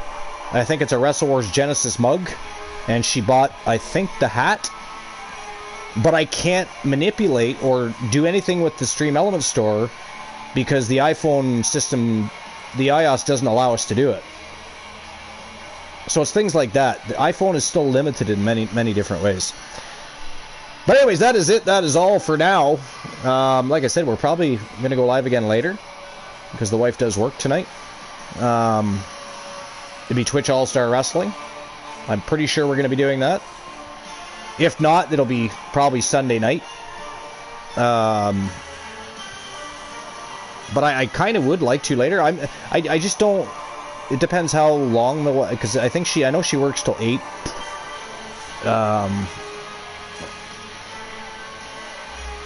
Or what we could do is go live after she goes to bed, too. Maybe we'll do that. I was going to do that last night, but I'll be honest... In addition to me being off today and having the opportunity to do it today, I was also feeling like crap last night, so I just didn't really want to go live last night. Today's a different story, so maybe tonight when she goes to bed... Which will be before 10 o'clock, because she has to... Oh no, she's off tomorrow. But still, she's not going to be up overly late. She never is. So we could easily go live after she falls asleep. I could just take the PlayStation out to the living room, and we could run the show from there. But we'll see what happens with that. If not, it's going to be Sunday. It'll be Sunday night sometime. I have Easter dinner to go to with the wife at her brother's house, and of course the in-laws will be there and everybody, so we're going to be doing it. So it won't be an earlier show that it'll be later when I do it. which is fine because even if it's the wife can watch TV in the living room anyways. It's just hard for me to run a show if she's sleeping because, you know, I'd constantly wake her up from talking constantly and game music changing all the time, stuff like that would bother her while she's sleeping. So I would be taking the PlayStation out to the living room if we do it tonight. If we do it Sunday afternoon sometime, like 5, 6, 7 o'clock at night, it might be here where I'm doing it now because she can watch TV out in the living room. But we'll see what happens. Chances are it might be tonight even. We shall see. But it was a great show, other than the fact that we did not have our our entrances on for most of the goddamn show, which is kind of crazy. And annoying, actually, not to mention. Not just crazy, it was annoying. But we can't exactly raid anybody. But what I can do is this. I know Moonraider is still live on Twitch. So there we go. I dropped the link to Moon's channel. So anybody that's still watching, it is that time of day. You don't have to go home. You do have to get the hell out of my channel though, because the show is over. All of our Action Zone Wrestling champions have been crowned. We only had one person defend their title today because we only had 2 champions at the time, but one out of our 2 Continental champions, which is of course Anna Jay from Team Mufasa, was able to retain her championship. Other than that, we have a new champion, new Continental champion in the men's division, and we have of course 4 other brand new champions, including our 2 world champions in both the women's division and men's division. So we accomplished what needed to be accomplished today, and I'm happy with that, and I'm happy with the matches. Except for the women's world title match. That was so fast that I had to watch replays to figure out what happened. That was a very quick match. I don't know what happened there or why that happened, but it is what it is. But yeah, jump on over to Moon, check him out. But that is all for Action Zone Wrestling, and we'll either see you later today, or tonight actually, or we'll see you Sunday. Either way, our next show, Twitch All-Star Wrestling, and we don't have one single solitary champion for Twitch All-Star Wrestling. So we're going to take care of that order of business and crown some champions on our next show. It'll actually be episode number 630. We're only 20 shows away from 650. So we're getting up there. And the next thing, it'll be on the road to show 700. But yeah, it was a great show, other than a few minor things that I was displeased with. But we'll see everybody soon. Have a great day. Thanks for being here. You guys are awesome as always. Action Zone Wrestling is over. Archer is out.